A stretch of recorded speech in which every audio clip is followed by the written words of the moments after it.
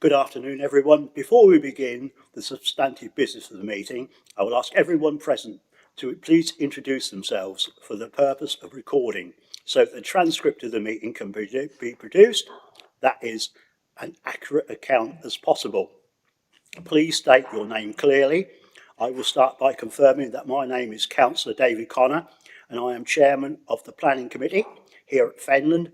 Now moving anti-clockwise, Stephen. Thank you, Chair. My name is Stephen Turnbull. I'm the committee's legal officer.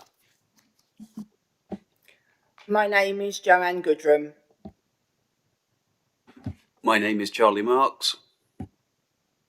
My name is Peter Murphy. Roy Gerstner. My name is Sydney Imafida. My name is Jan French.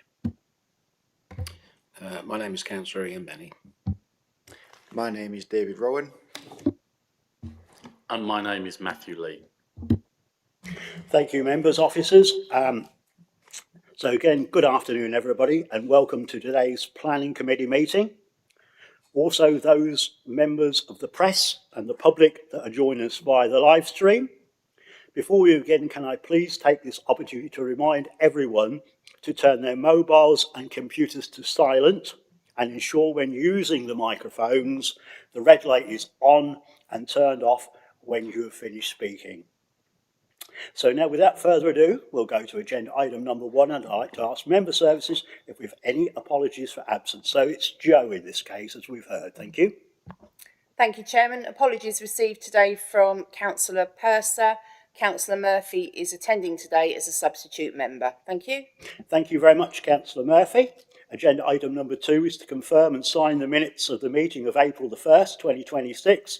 Do I have a proposer to approve the minutes? Councillor French is proposing. Councillor Miffordin seconded. Can I have a show of hands just for the record, please? That's unanimous. Thank you, members. Now we'll go quickly to agenda item number 3, which is urgent items. There are none. 4 is declarations of interest. Member services will now go to each councillor in turn, and can you please state if you have anything to declare in relation to any agenda item this afternoon. So thank you. Up to you again, Joe. Thank you. Thank you, Chairman. Councillor Benny. Thank you, Joe. I'm a member of Chatteris Town Council, but I take no part in planning. Always leave the room when it's discussed. As always, Morton Hall have got an application on this afternoon, and I know Matthew Hall. I've worked with him in capacity as councillor. He's worked for me in a private capacity. And also we've got an application from Ian Gowler this afternoon. Now, Ian's brother is Alan Gowler, who's a councillor here at Fenland District Council. I know Alan personally. I get on well with him, but his brother I have nothing to do with. I don't socialise with. I know of him, of course, but I don't have anything to do with him. We've never done any business together or anything like that, so I feel I can approach this in an open mind. But just to declare that I do know his brother, Alan. Thank you. Is that an en bloc declaration from all members, please? Can I have a show of hands? Thank you. Councillor Connor.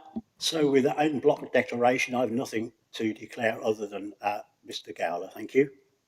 Thank you. Councillor Mrs. French.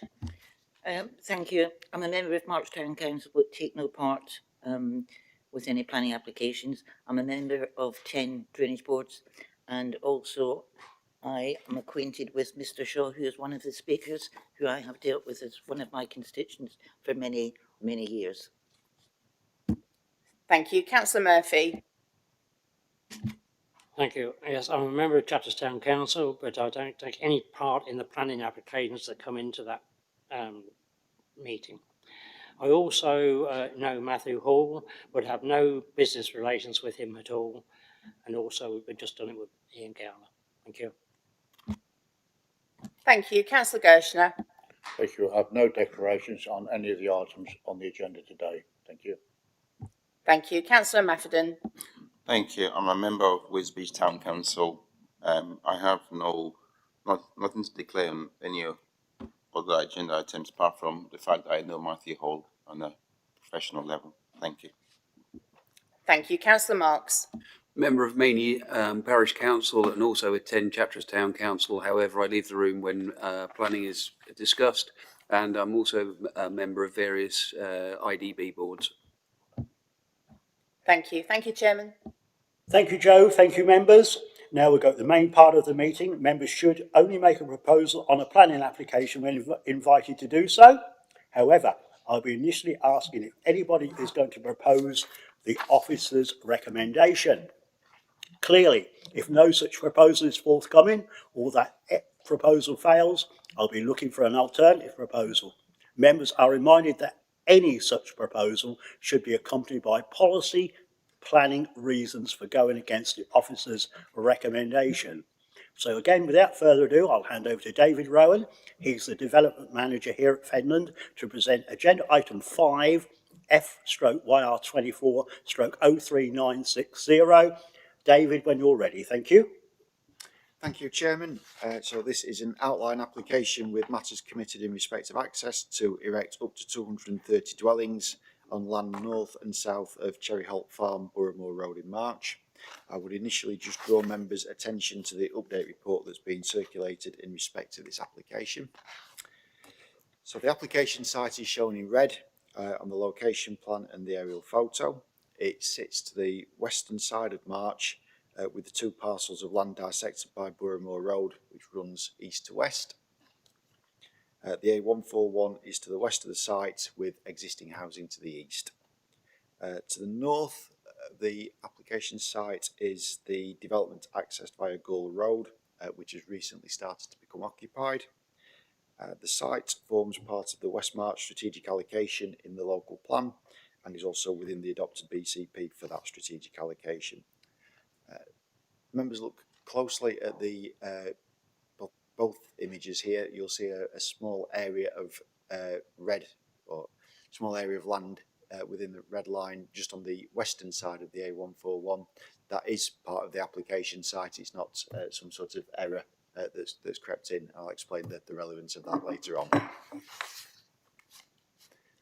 So the indicative layout plan is shown on the screen. As indicated earlier, all matters are reserved other than access. This is to be predominantly taken from a new roundabout on Boroughmoor Road, which is sort of in the centre of the plan. This will have arms accessing the southern and northern parcels. The internal road will also connect to Hebe Avenue to the north to provide a link through that new development to Gore Road to the north, as per the broad concept plan. The remainder of the plan is indicative only, but does illustrate a landscape buffer to the western boundary to the A141 to provide, as well as providing landscaping, to also provide a bit of a noise buffer from the noise of the A141. And also this landscaped area does provide a buffer to the Grade 2 listed Cherry Holt Farm, which is sort of almost on the junction of Boroughmoor Road and the A141 in the sort of the white area, kind of between the two parcels adjacent to the roundabout. The obviously Grade 2 listed building, the setting of that is considered to be quite significant, and again the landscape area is intended to sort of safeguard that setting from sort of built form. The layout also makes provision for outdoor play areas, both equipped and unequipped, as well as a community garden. And while elements of the layout, as discussed within the report, may not ultimately be acceptable at a detailed stage, it is considered that as an indicative layout, this would not necessarily give cause for concern at this outline stage. A land use plan has been submitted, which perhaps more simply denotes the various different uses within the site that I've just gone through. Just give members a moment to sort of digest that.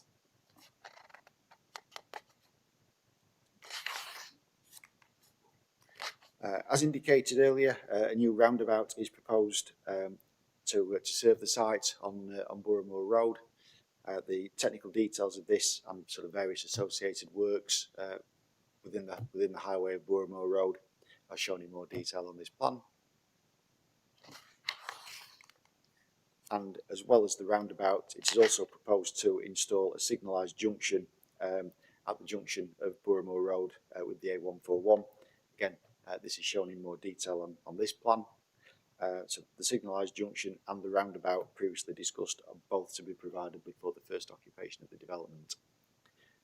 In respect of the traffic light or the traffic light junction here, the Highway Authority have raised concerns regarding queuing on the A141 following the implementation of these works, but have not identified that these are so significant as to warrant an objection to the application on this basis. So just to move on to some photos of the site. These are from or within the northern parcel initially. So photo number 1 is facing north, looking towards the new development on Gore Road. Photo 2 is facing west, looking towards the A141. Photo 3 is facing east towards the built form of March. And photo 4 is facing south towards the listed Cherry Holt Farm in Boroughmore Road. Next set of photos within the southern parcel. So photo number 5 is facing east towards Brewing Avenue with the vegetation belt to the left running along Boroughmore Road. Number 6 is also facing east, showing the higher bank of land which sort of runs through the site. Photo 7 is facing southeast towards the fields to the south and the open space at Brewing Avenue to the east.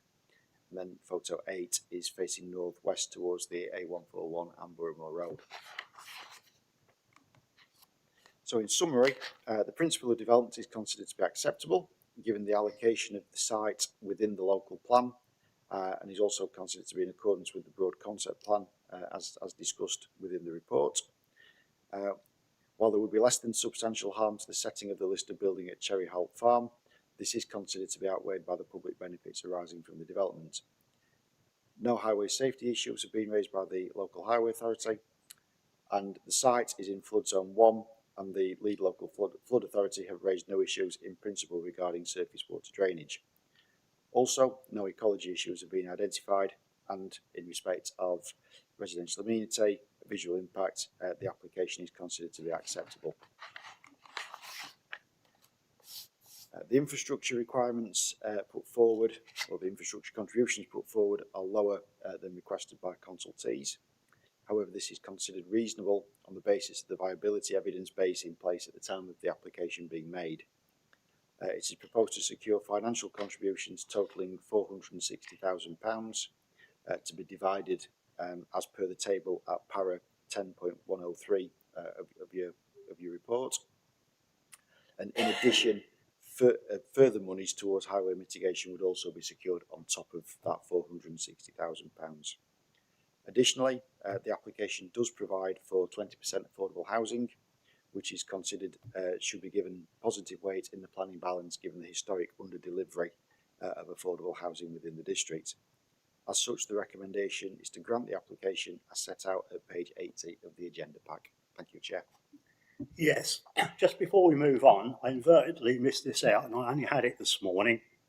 I had, and this is obviously in declarations of interest, I'm sorry, Joe, I had an email from Catherine Pollington today. She's obviously an objector here, and it was obviously sent to my email address. So just for absolute transparency and openness, I'd like that recorded. I don't know if any other members had it, but it's here, so I don't know if anybody wants to see it. Okay, we need openness and transparency, and I felt that was probably the way to go. But anyway, thank you very much. So with that, going back, I'd like to thank you, David. After that, we have 2 speakers on this application. First, I'd like to ask Colin Mail. He's an objector to make his presentation to the committee. You've got 5 minutes. And could I ask you to introduce yourself before you start speaking? So whenever you're ready, Mr. Mail, thank you.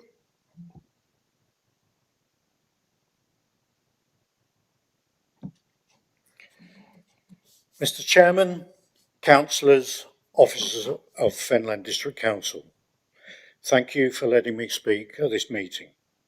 Sorry, could you introduce yourself just for the YouTube? Thank you. My name is Colin Mail.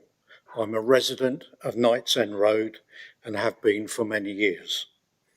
I have been asked to incorporate several other salient points into my presentation by others who either cannot now attend or would like me to speak on their behalf. I'm speaking today as I am very concerned about the possible lack of joined-up thinking between all the housing applications currently being considered in the south of the town. Each application appears to be reviewed in isolation.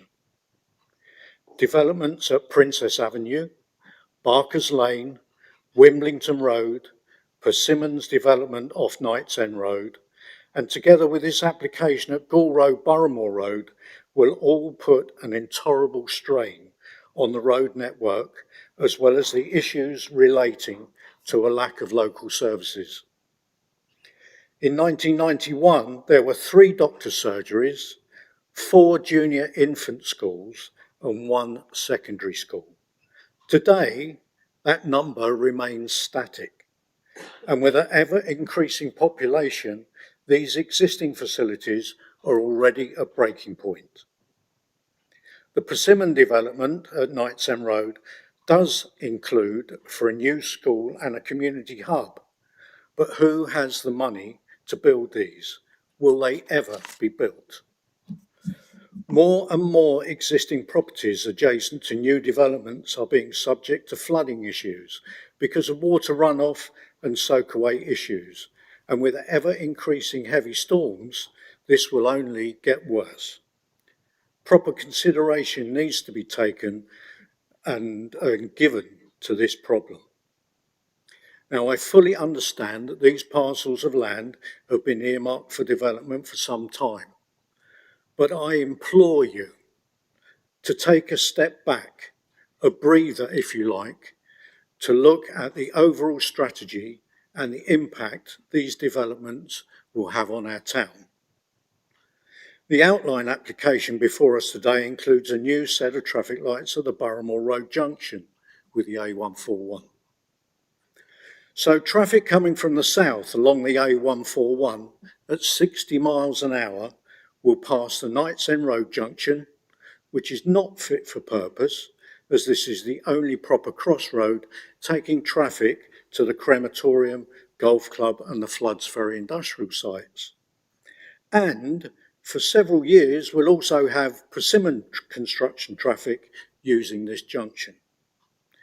Then there will be the new Persimmon roundabout.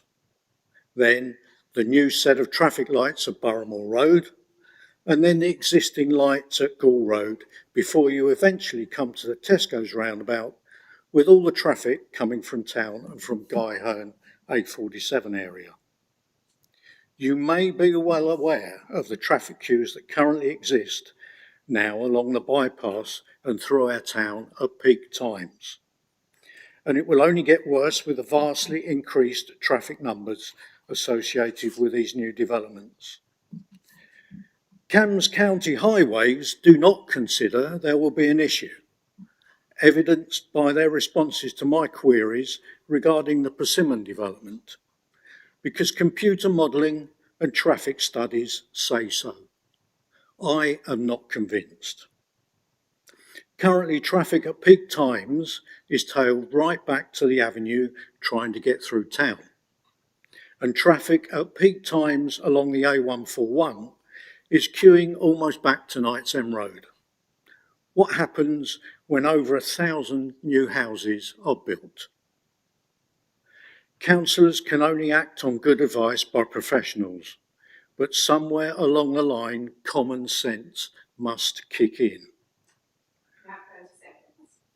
I implore you, therefore, to take a step back and defer these applications until a real-time impact assessment based on what is actually happening on the ground takes place, in order to provide a more coordinated approach for both traffic volumes and local services to help relieve pressure on our town. Thank you for your time. Yes, thank you very much, Mr. Mail. Questions, clarifications to Mr. Mail? Members? Anybody got any questions for Mr. Mail? Simple. Can't see anybody at all. Okay. So now, thank you, Mr. Mayo. Now I'd like to ask Simon Ather. He's the agent to make his presentation to the committee. To be fair, you also have 5 minutes. And also, I'd like you to introduce yourself before you start speaking. Thank you. Thank you, Chair, and good afternoon, members. My name is Simon Ather, and I'm speaking as the planning agent on behalf of Richborough in support of this outline application. It's important to begin by recognising that this site forms an important part of the West March strategic allocation, a local plan allocation that the Council has already accepted a sustainable and appropriate location for growth, supported by an approved broad concept plan, which establishes the framework for comprehensive development across the allocation. As your officer's report sets out, the proposals comply with the BCP, which supports the principle of residential development on the site. Turning to the detailed planning considerations, this application has been subject to a thorough assessment by your officers and statutory consultees, and there are no outstanding technical issues that would prevent the development from taking place.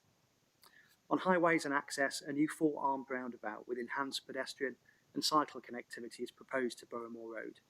In addition, the junction with the A141 and Boroughmore Road is proposed to be upgraded to a signalised junction. Whilst the signals would create a queue of vehicles leading up to the traffic lights on the A141 at peak times, it would be a rolling queue, such as occurs at most signal junctions, and would be for no longer than 24 seconds per vehicle. Queuing will not be an issue for the majority of the time.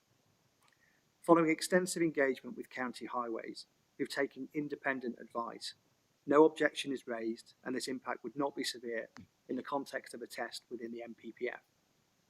Importantly, if this development does not come forward, a scheme to upgrade the A141 junction will be required to be delivered by 2035 by county highways at significant cost to the ratepayer because of projected capacity scenarios and for safety reasons.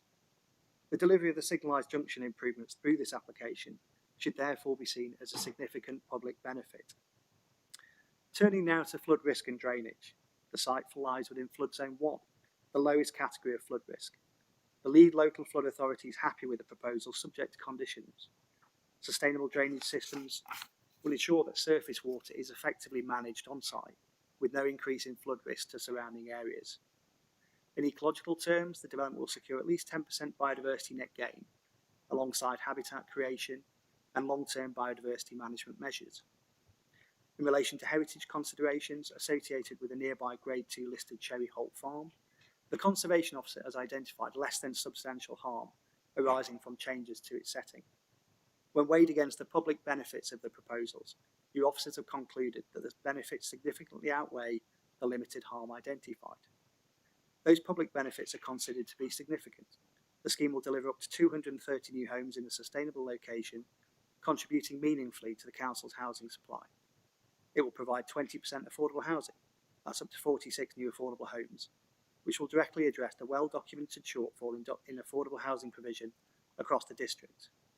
The scheme delivers extensive on-site open space, including a community garden, play areas and green infrastructure, which will support health and well-being for future and existing residents. It's also important to recognise that the proposal aligns with the wider vision for West March. The indicative layout demonstrates that a high-quality, policy-compliant development could be achieved, and the use of conditions will ensure that the detailed design is appropriately controlled at the reserved matters stage. Members will note that a comprehensive package of benefits and financial contributions are provided through the Section 106 agreement towards education, libraries and health, tied into the Council's £2,000 per plot viability cap. In addition, £345,000 is being provided for projects under the March Area Transport Study and £150,000 to the Combined Authority for bus service enhancements. In planning terms, the application accords with the development plan. It has been demonstrated to be acceptable in technical terms. It delivers clear economic, social and environmental benefits under the planning balance, which is firmly in favour of approval. I appreciate, though, that decisions such as this are never easy, and you've heard from those who have concerns with our proposals, which we do not dismiss. However, as members, you've been asked to make a planning judgment. In doing so, I would respectfully suggest that the weight of professional evidence before you is clear. This is a policy-compliant scheme that will deliver much needed homes, including affordable housing, alongside infrastructure and environmental enhancements. For all these reasons, and in line with the officer's recommendation, I respectfully ask you to support this application and grant planning permission. Thank you. Yeah, thank you very much, Mr. Ather. Questions, clarifications to Mr. Ather? Councillor French first, thank you. Thank you, Chair. I do have several questions. I think the first most important one, if this application is approved today, when are you likely to put in reserve matters? Thank you, Chair. Effectively, if planning permission was granted, there would be a period of a couple of months, hopefully, to get the Section 106 agreement signed and sorted and finalised, which needs to be done. The council then can grant the outline consent. We would then, or Richmond would then look to sell the land on with benefit permission to a house builder relatively swiftly after that point. So therefore, let's say now we're at the end of April, the 106 was signed end of June and permissions issued at the start of July. A house builder could be coming forward with a reserve matters application before the end of the year. Thank you for that. I wouldn't hold your breath getting your Section 106 signed by June. Might be June next year, not this year. My next question, I note within the report, I sit on 10 drainage board and I know how important it is for drainage, and we did have horrendous floodings in 2020 around that area. So I'm well aware of that. But in the report it says you have tried to contact middle level 4 times and been unsuccessful. I suggest you try a bit harder. My next question, have you done a viability study with regard to affordable homes? Just to come back on your first point there, so in terms of drainage, there's a couple of points. The first thing I would just reiterate is that the Lead Local Flood Authority are happy with the initial design that we put forward in terms of the SUDS, or Sustainable Urban Drainage Scheme. And if you can see just on the indicative master plan that's on the screen there before you, it's quite hard to see because of the sort of scale, but effectively round the edge of those development parcels are large attenuation basins and swales. And effectively what would happen is the surface water at the moment, when you get heavy periods of rainfall, like we get in winter, these extreme events, it hits the surface of the land and it just runs straight off into the ditches. It can cause flash flooding. The idea is that the surface water is controlled on site, slowed down and managed, and discharged into the drainage course at a controlled and managed rate. So those periods where you get the intense rainfall, the SUDs are designed to mitigate that impact from the development as it comes forward. So in many ways it will create betterment than over what you've got there at the moment. Forgive me, what was the second question, Councillor? Have you done a viability study on affordable homes? We've not done a direct viability study. We're led by the council's own evidence base in respect of the 2019 viability appraisal in terms of planning obligations. But we're confident from initial discussions with registered providers that the 20% affordable housing will be deliverable on site here at a tenure mix to be agreed with the council's affordable housing officer based on the need at the time for those who are on the waiting list. But yeah, it'll certainly deliver the 20% affordable housing. Thank you for that. This committee is well aware when we give large allocations at outline, when it comes to reserve matters, they come back and say, oh dear, we can't afford these affordable houses and lose our affordable housing. And if this application is approved, I hope it doesn't happen here. Just very quickly, just to come back on that, you as the council have full control within the Section 106 agreement at that point, if down the line someone did come for viability reasons. But in effect, we're confident on the basis of the work that we've done so far that with the £2,000 per plot cap in terms of off-site contributions, that 20% is deliverable. But ultimately, your officers can guide you on that, I'm sure, but you as a council have that full control within the Section 106 process. Okay, some pertinent questions there, Councillor French. Anybody else? Councillor Murphy, then I'll take Councillor Marks after that. Yeah, thank you very much. The gentleman before you said about there's going to be about 1,000 houses or homes there. can you just tell me how long it would be before you ever started to build? Because you have to get everything in the right position, right way first before you can start building. And also, how many years would it then take to build out? Thank you, Councillor. So I think the gentleman was referring to the sort of wider SUE as a whole, the West of Mart strategic allocation in respect to the 1,000 homes. So our scheme is only looking at up to 230 dwellings coming forward as part of that wider strategic allocation. In terms of timings, it ultimately depends on the house builder and how quickly ultimately they can sell the houses as they're building them along. But imagine on a site of this scale, you could be looking at sort of potentially 50 units per year coming forward. So you're looking at, probably 4 or 5 years once development started to sort of get it, fully dealt with and through. But there's quite a lot of variables in that in terms of how sales rates are going in terms of the market generally. But I'd envisage it would be that sort of time frame. Yeah, the reason I asked that was because a few years ago I was told that most of these buildings take around about 30 to 35 a year to be built. So that's your 10 years of being built, isn't it? Take you 10 years to do it. Again, it really does depend on the market conditions. If things are really slow and things are quite difficult, then yes, it could be 30, 40 units a year. But if ultimately the houses are selling well, then the developer will want to build them quicker and deliver them through on site effectively. So from a house builder's perspective, they will want to build the units as quick as they possibly can and get the site finished off and completed, with as minimal disruption to local residents and the community as they can. Really that's the intention. So they won't want to drag it out, over a long period of time. They'll want to get it done as soon as they possibly can, if that helps in any way. Thank you very much. Councillor Marks. Thank you, Chair.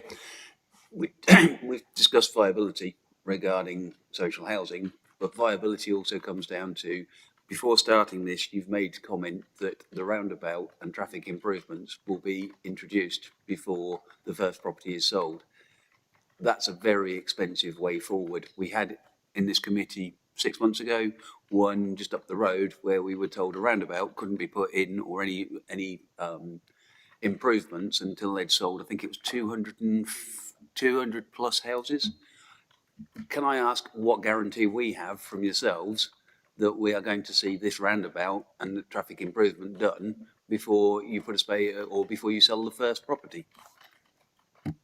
Thank you. It's a really good question. It's a really fair question. And the reality of the situation is here, and I don't know the other scheme in detail, so you'll forgive me, but here we recognise there is a highway impact that we need to put the roundabout in, first of all, at day one from Burmore Road to get access to the site. There's no other way of doing that without putting the roundabout in. And because of the traffic flows that are projected towards the A141 corridor, from the discussions we've had with county highways over a year now, back and forth with them, with our transport consultants, there is effectively what's known as like a day one impact. So effectively, because traffic flows going towards that direction, it could be crossing traffic, turning right, for example, or going left. That junction needs to go in at the outset to make it acceptable in highway safety terms. Whereas some developments, for example, you might be able to bring forward some phasing, before you need to put new infrastructure in. Here we recognise, and there's a condition within your report that David might be able to help me find the exact number on to help you with, but I'd advise you just to look at that, because that commits, that to come forward initially at the sort of outset rather than later down the line. So that condition will be binding on the applicant that brings forward the scheme to do that work, and that's been costed. That's been worked into the viability appraisal, and it's recognised that needs to happen. So we're not expecting you to come back once you've come back for full planning and say, sorry, viability says we can't put that in till 100 houses. Do we have your assurance on that? You certainly do have my assurance, because the reality would be in that scenario, we would expect the highway authority to turn around and say, sorry, that would be a severe impact, that can't happen. And therefore it's incumbent on the district council to turn around and say, well, no, we won't give you planning permission because there's deemed to be an unacceptable highway safety impact per se. So the reality of the situation is that officers and you guys as a committee and as a council have that control through the discharge of that condition. So irrespective of whether someone comes forward, you could subsequently refuse that down the line if you felt, quite rightly that needed to happen first of all. But as I say, we acknowledge that needs to be the case. So I hope that does give you some reassurance. I have to say, I'll sit on the fence on that one at the present time, but I believe we've got highways on the line as well, have we not? So we can talk to highways in a moment. Thank you. This application, to me, it seems too good to be true, really. As Councillor Marks stole my thunder on the roundabout one, he did, and I'm not going to only reiterate that the Simmons Homes on the 1200 application said it wasn't viable to put a roundabout in first, which we as a committee thought it was absolutely essential that they did that, but they felt that it wasn't needed, and highways obviously in the report agreed with them. So, but we are where we are. So how far are we up with an agreement with the highways to get this roundabout and traffic signalisation on the way 141? How far are you up on negotiations? Yeah, thank you, Chair. I think it's fair to say that those negotiations have fully concluded, and they've concluded positively. I don't think I would be sat here before you had we not concluded positively in terms of that design of the roundabout and the signalised junction to the A141. You've got the detailed, at the back of your papers, you've got the detailed design there. So that's been fully done. It's been subject to a road safety audit, which the county council are happy with. And that's led to an additional signal head on the little farm access, that serves the barn, if you know the junction that serves the barn off there. We've had some back and forth, and that's why that little tiny bit of red line that you saw in the presentation from David was included in there to make sure that could be delivered as well. So from our perspective, the detailed design has been carried out. It's been assessed by the road safety audit. It's safe, it's workable, it meets adopted highway standards. So when it comes to the 278 process, the detailed design with county highways, it will be passed and signed off. So, it's there. It's been worked up. The negotiations have concluded really positively. County highways are happy with it, which is why they've removed their initial objection from the scheme. And officers have drafted those detailed worded conditions to make sure that happens as and when the development comes forward. So again, I hope that reassures you, because we've done a lot of work on this. We first submitted this scheme early 2024. We've been working on it for a long time with highways, and we've sort of got to that point where we've taken their comments on board. We've had a lot of back and forth between officers there, and we've got to that position. So I just want to reassure you that work has been fully done. Which brings me on to my second point. Obviously, Councillor French and I and others have usually very many times have had mud on the road and that sort of thing, where developers, agents and developers have not been really fair to the public. They've left all the mess on the road, and Councillor French and I have been several times and put a flea in their ear, for want of a better word, and then think something's been done about it. So I would like a cast iron guarantee, and it will, hopefully will be put in a really robust management plan, that there'll be a wheel wash facilities on there and a sweeper on there, more or less as much as humanely possible, possibly hopefully all the time. So can you give me some comfort on that? But yes, thank you, Chair. Again, it's a really good point. That needs to happen. There is a condition within your report as well, which I'm just trying to find the exact number on and the wording. Yeah, but it does say a management plan, a traffic management plan, but I just want a cast iron guarantee, as far as you can say those two, the wheel wash and the sweeper, will be on site at mostly all of the time to stop mud and debris on the road, because absolutely that's imperative for me anyway, and I'm sure other members too. Yeah, I'm happy to give you that guarantee there. The condition is there. It's very strictly worded in terms of what needs to happen. It gives the council full enforcement ability if that doesn't happen. But generally, by and large, most modern developers and house builders this site would be sold for, again, will want to be considerate to the community. They'll want to make sure that the roads are safe. they are swept, that there's wheel washing for HGVs going in and out. So yeah, I'm happy to give you that guarantee there, and that's something we will make sure when the site is, if it's granted consent, passed to the developer, that's made very clear from yourself, Chair, that you want to make sure that's followed through when it comes forward. So I'm very happy to do that. And the third one is, it worries me somewhat, as it always does happen on a big development. We do a construction management plan where you can't start until 7:30 in the morning or 8 o'clock in the morning or whatever times on you agree. Lorries turn up at 6:30. We all know that. And obviously, you know, things go wrong, things go right. Lorries come earlier than poly. So I'd like some comfort on there will be a pull-off where lorries, if they do get there early, they can move off Boroughmore Road and go into a compound ready-made for them, so they're not a traffic hazard. So probably you won't, you know, so probably they'll be there an hour and a half before work's supposed to start. I want the comfort that they'll be taken off Boroughmore Road, basically into a compound. So Again, it's a very fair point. The advantage we have here of putting the roundabout in first is that effectively an access can be created then off the roundabout, where there can be a compound created within the site, where those lorries can be they can wait in the site before the delivery is required if they're there early, and that can be managed within the site itself, rather than sort of impacting on surrounding residential roads and things like that. So yeah, I'm very happy to have a look at that and make that point as well, when we, on top of the wheel washing facilities, to make sure they're off the highway. thank you. You've given me some sort of comfort. I'm going to bring in Councillor Marks. He's no doubt got something else to say. Yeah, just on the condition regarding wheel wash, remember we've got two sides of a road, so we actually need two wheel washes, because if not, they'll just be driving across the road and dropping mud before they get to the other side. So if we could have that as part. And secondly, the splay bit on the opposite side of the road, is that actually county council land, or is this privately owned land? Sorry, forgive me, Councillor. Is this the roundabout or the junction, the A141? So nearly all of the works are being done within public highway, basically county-owned land. There's a tiny little bit that we've included within our red line, that tiny little square, which is owned by the landowners, as it were, that we represent. And we've got control over that land through the planning application.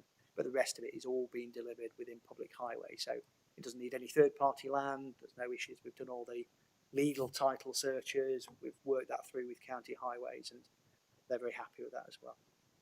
Thank you. Councillor Benny, been very quiet there. I'm pleased to see you're interjecting.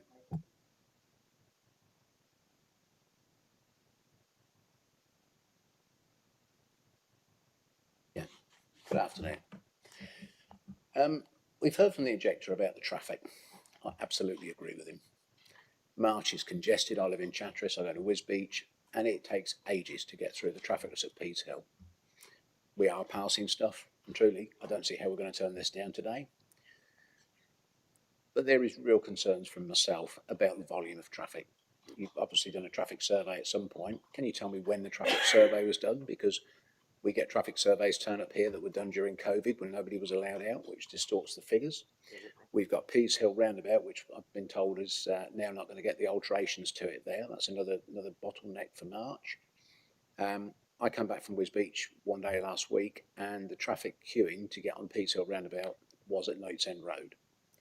Now, if you've put the effort and the work in to get to the point of coming here, I hope you've spent some time on that bypass at peak times and looked at that traffic and put a common sense approach to this, to look at this. Does this work, or are you just ticking boxes to make this work? Because I see as a councillor, when I drive up and down that road, there is real congestion in March. The objector that spoke earlier is absolutely right about the centre of March. We've got one bridge in March, it really needs two. And the bypass going round it is congested. The junctions need work doing on them. I think Cambs County Council need to speak on this. In the original consultation with Cambs County Highways, it says that there is insufficient evidence, and then they come back with no objections to it. We had an application here a week or two ago for industrial units, and they said Pease Hill roundabout is already on the capacity, and we're putting more houses on there. As a developer, I accept these houses will not be all built at once, and it isn't just your development. But for March, this needs to be resolved. We can't keep kicking the can of traffic down the road. You know, are you going to put your hand in your pocket and help pay for the changes that March needs badly? Thank you, Councillor. And yes, I think the gentleman raised a very fair point about traffic and congestion, and you've echoed that the same. So, as I say in my speech, we're not dismissive of those concerns. We, as you can imagine, you as councillors hear this regularly from residents. We hear it as developers, and the reality of the situation is roads are busy at peak times. Where I live, it's the same as it is here. They are busy. The reality of the situation is the A141 is a bypass. The idea is to relieve congestion through the town centre as well. So the fact that road is busy at peak times means that it's bypassing traffic from the town. So that's its purpose.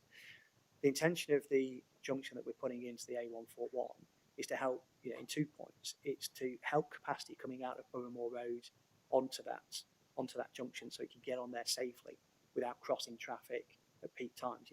Traffic that's flowing up and down. And secondly, is to help build the capacity and flows through that junction as well.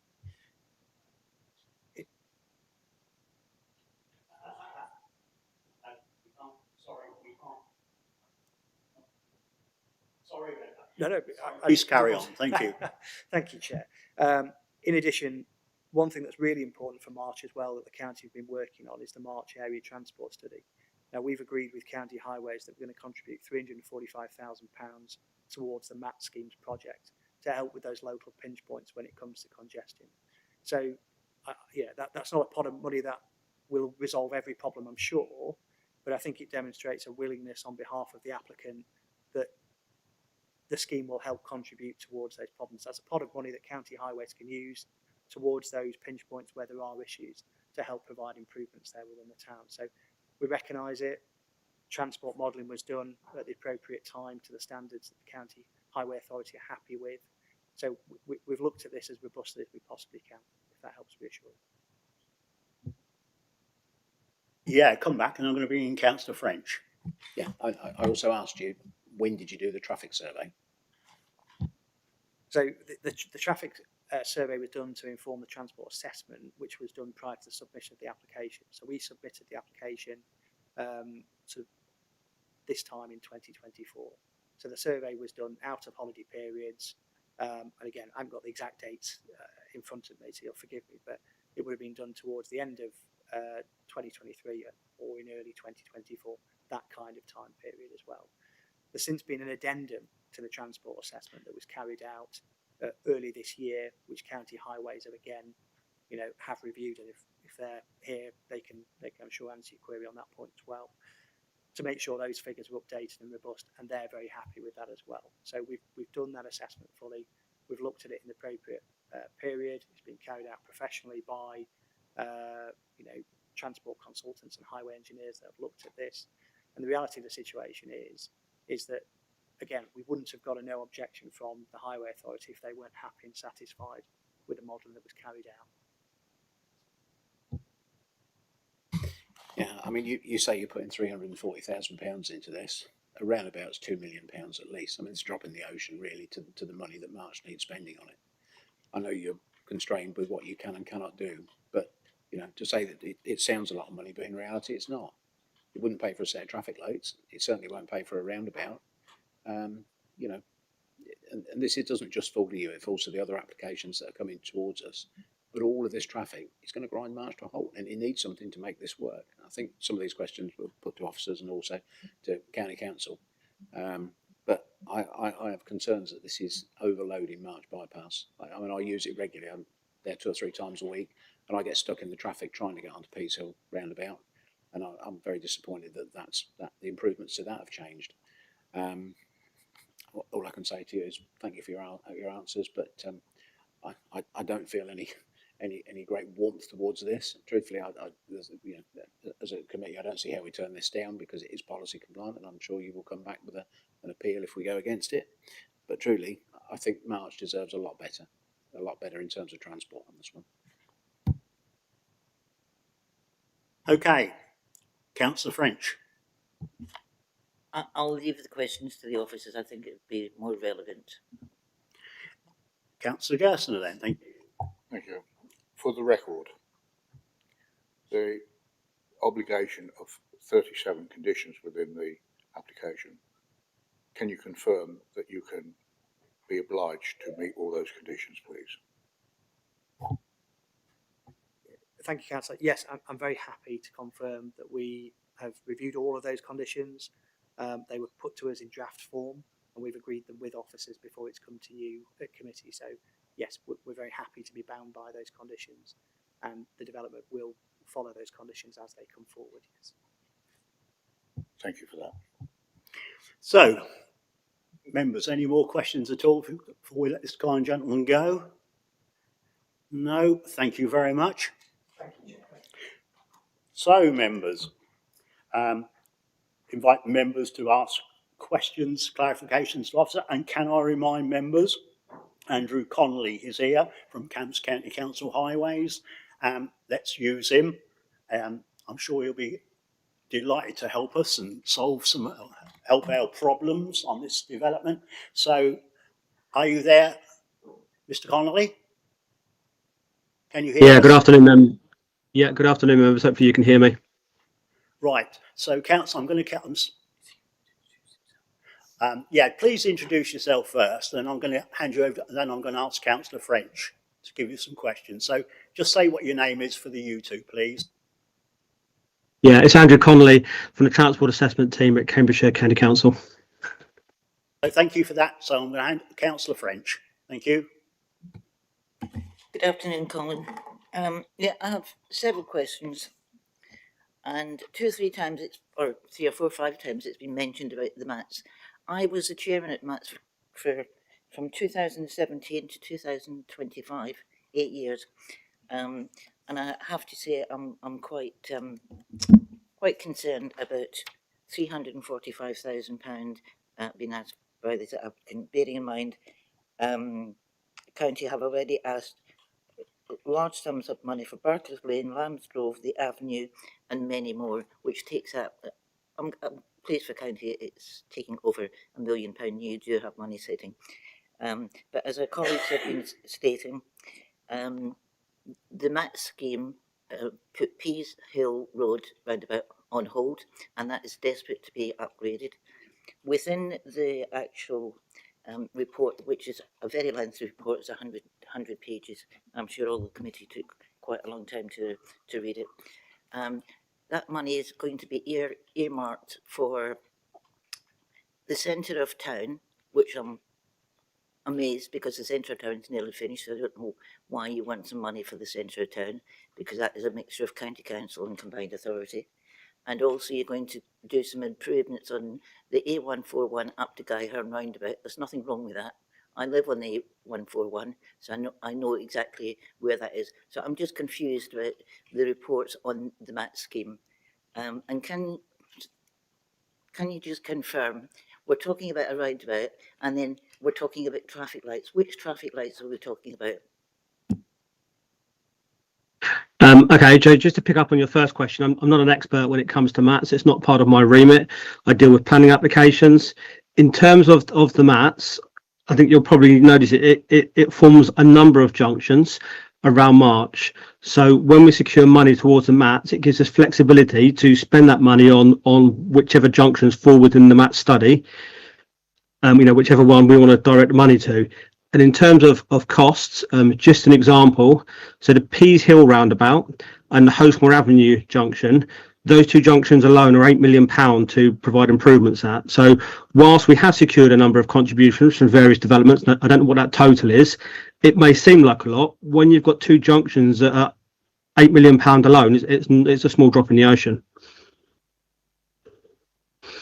And you might just have to repeat your second question. I apologise. Please go ahead.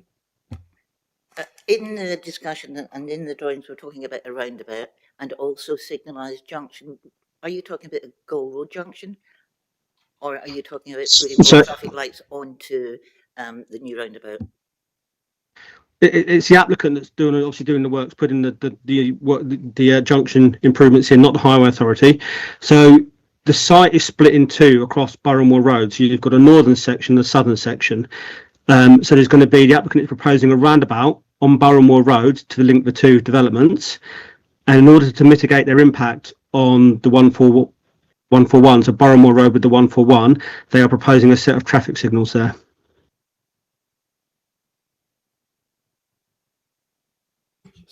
Sorry?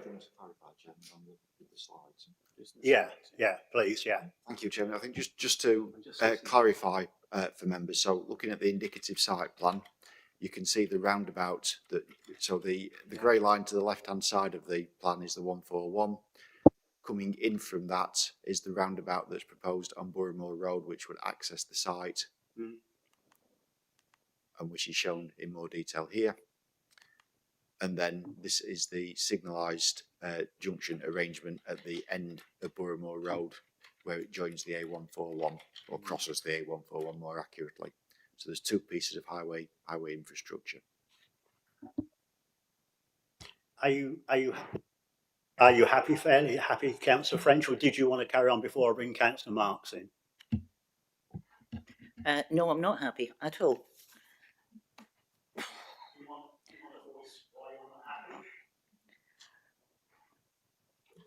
I just cannot believe that we're going to have a roundabout and then we're going to have some traffic lights. And bearing in mind, it took 20 years to get the traffic lights at Gold Road, which should have been a roundabout. And then we're going to have another roundabout at Knight's End Road. I think it's going to be stop, start along the whole. It's a bypass. You're supposed to move at reasonable. I know it's been downgraded to 50 miles an hour, but I just think this whole thing is going to be an absolute and utter shambles. I do think you're right, but I'm going to bring in Councillor Marks. I think on Councillor French's point, this is almost becoming Milton Keynes, roundabout after roundabout. Anyway, coming back to the gentleman from Highways, we've obviously sat here, I think 6 months ago, we discussed the Persimmon roundabout, which you suddenly said, okay, fine. Once we get to, I believe it was 200 or 250 properties built, you would ask for that to be put in. Why all of a sudden have we now got a situation where these guys are going to want to put in traffic lights there? Could we not have worked a scheme where one roundabout would have done both sites, or at least worked together? Yeah, absolutely. You are correct, and I think this is the downfall of a BCP, where we assess a BCP as one site and it has points of access, and then what happens is small parcels of land come in for planning applications, and we have to deal with them in isolation on their own, and it creates issues that's being created here. If it was to come in as one planning application for the whole BCP, which I think is 2,000 houses, it would probably have different impacts and require different mitigation. Thank you. The impact is going to have, if it's passed, is going to be horrendous. We are going to be stop, start. Again, with the environment alone, with vehicles stopping and starting before we get into actually the traffic holdups and stuff going forward. When was this initially designed? Were you working with both the roundabout and these traffic lights? The Persimmon roundabout. Were you aware of both of these at the same time when doing this study, or have there been two individual studies when you've done your case study? Well, each planning application has undertaken their own assessments of the highway network, and the Persimmon, so the 1,200 was well before this planning application. So they have, undertaken different assessments. This planning application for the 230 has taken into account the Persimmon's 1,200 development. Thank you. Okay. Sorry, Councillor Benny, I'll call you first. Thank you. Good afternoon, Councillor Ian Benny here. I look at these, we get all these applications in piecemeal, and you look at each application in its own merit, as we do here. Do you take into account the broader concept of March with all the other development when you're looking at this and giving a no objections answer to this, or is the answer you've come back to us with today just for this site? And also, what would you, if you put them all together, what would your conclusion? A bit of a hypothetical one, but what would your conclusion be if you added all these up, all these sites with the traffic on the A141, please? No, so they are looked at together. So when applications come forward, they have to consider committed development. And there's quite a, as you can imagine, long list of committed development for March that the developers have to consider. I can't answer the question on if they will all come together, be submitted at once. What would we do? What would the impact be? That's an impossible question to answer. But these sites do form part of a BCP. They're allocated sites, so they have been looked at in strategic models, and they've gone through. The local plan has gone through members, and members have approved. This development in principle. Okay, thank you. That's about what I thought I'd hear, but thank you very much. Councillor Marks, and I'm going to come in. Councillor Vividan, sorry. Okay, thanks, Councillor. Just a quick question. You did mention about the £8 million improvement for 2 roundabouts. Was that planned prior to this application, and how is it going to improve the traffic conditions, and what exactly are the improvements to be made? Again, as I said earlier, I'm not in the MATS team. I don't deal with that, so I'm not going to go into detail because I don't want to tell you something that's incorrect. The £8 million at the Hostmore Avenue junction and the Pease Hill roundabout, it involves, at the minute with the Hostmore Avenue junction, it's left turn out. So the plan is to make that so you can go north and south, that will then therefore remove U-turners off of the Pease Hill roundabout, which automatically sort of improves capacity at the Pease Hill roundabout. So there are a number of works at those two junctions planned. The MATS study has been going on for a number of years now. Whilst it's concluded in terms of what mitigations needed, it's now a case of trying to find the funding to deliver all those improvements. Okay. Councillor Marks. Sorry, to come back on a point with your traffic surveys and what you've obviously looked to the future. Obviously, sort of 2 miles down the road, we've got one of the biggest building projects we're being told to hit East Anglia, and it's going to be a £2 billion plus building project with the new reservoir. Have you actually taken into consideration that traffic as well, construction traffic? So the reservoir, no, it's not a committed development yet. I am personally involved in the reservoir and have been in discussions with the applicant, but it's not a committed development, so no, that hasn't been included in any of the assessments. Okay, but as it seems to be a government-backed scheme, and it's not going to come to us as a council, and certainly listening to what Anglian Water have said in various meetings, Anglian Water said it would have minimal impact on Con 1, they called it, because most of the stuff was going to be on site. We're now at Con 3, and I think we have been conned, but that's a different matter. And we're now hearing about haul roads and also lorries, more stuff being brought to site. Would this not have been a sensible thing to have tried to have at least brought in at this point?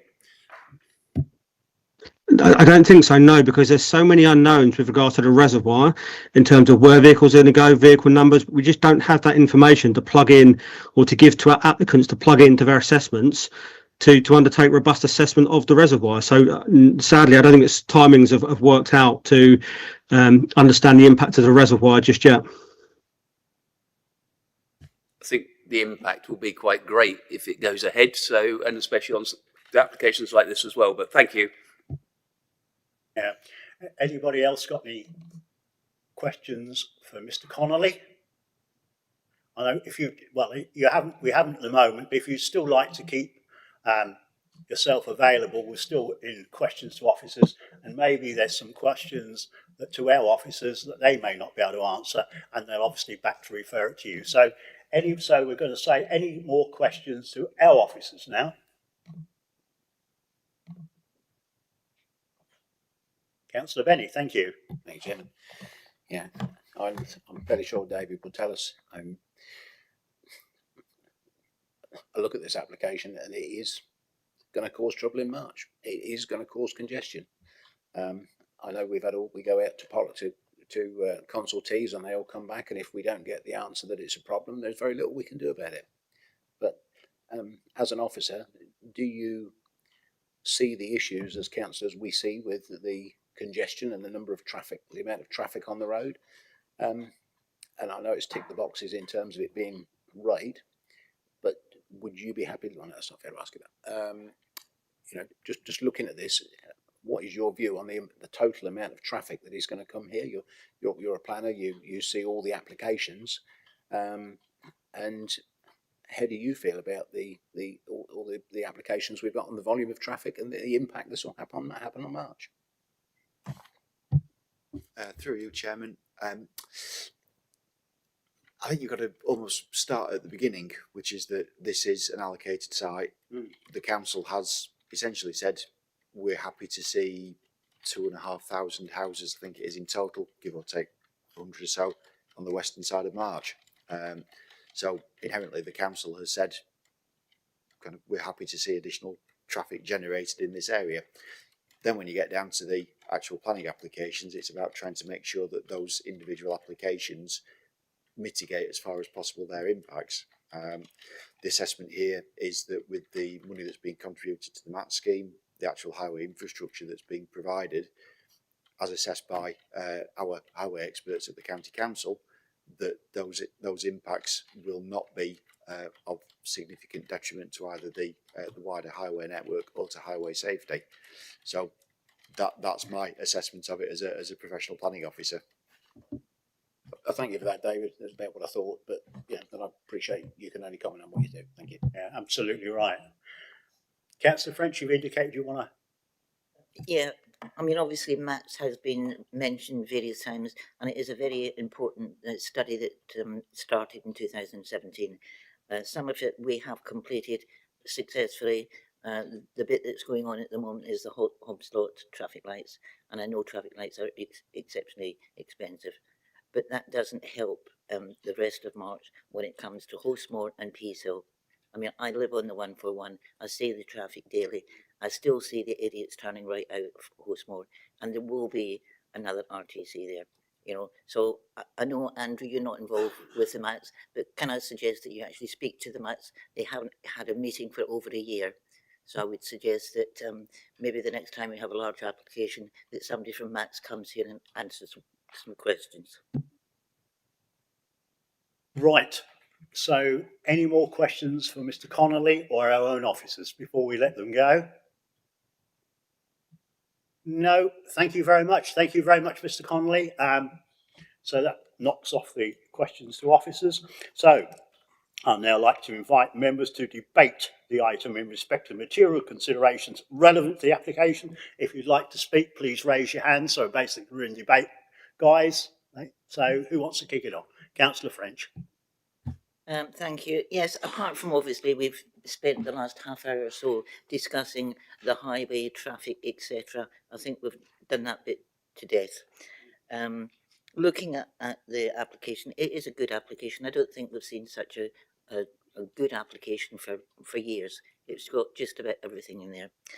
My only comment, which I am concerned about, the heritage that our conservation officer is concerned, which quite rightly, but having found my trusted buildings at risk 2011, that was the state of that listed building then. 15 years later, nothing's been done. So maybe the conservation officer wants to start looking at these buildings at risk and start doing something about it. Okay. Now, if nobody's, I've got something here. Yeah, I agree with Councillor French. Really good application. Ticks a lot of boxes. I have got my concerns, obviously, as everybody else, as Councillor Benny, Councillor French and others, regarding the bypass, but we are where we are. So all I just really urge is the County Council to get something sorted out as urgently as they can with Peacehill roundabout and the Hostmore roundabout, and that will make things slightly easier, but that's all. But coming on to my main point for me, looking at the contributions, there's £460,000 being offered to the education budget. Okay, these houses, and we're also with the Persimmons application, it hasn't even come. Well, it's been to the committee once, but it hasn't come the second time.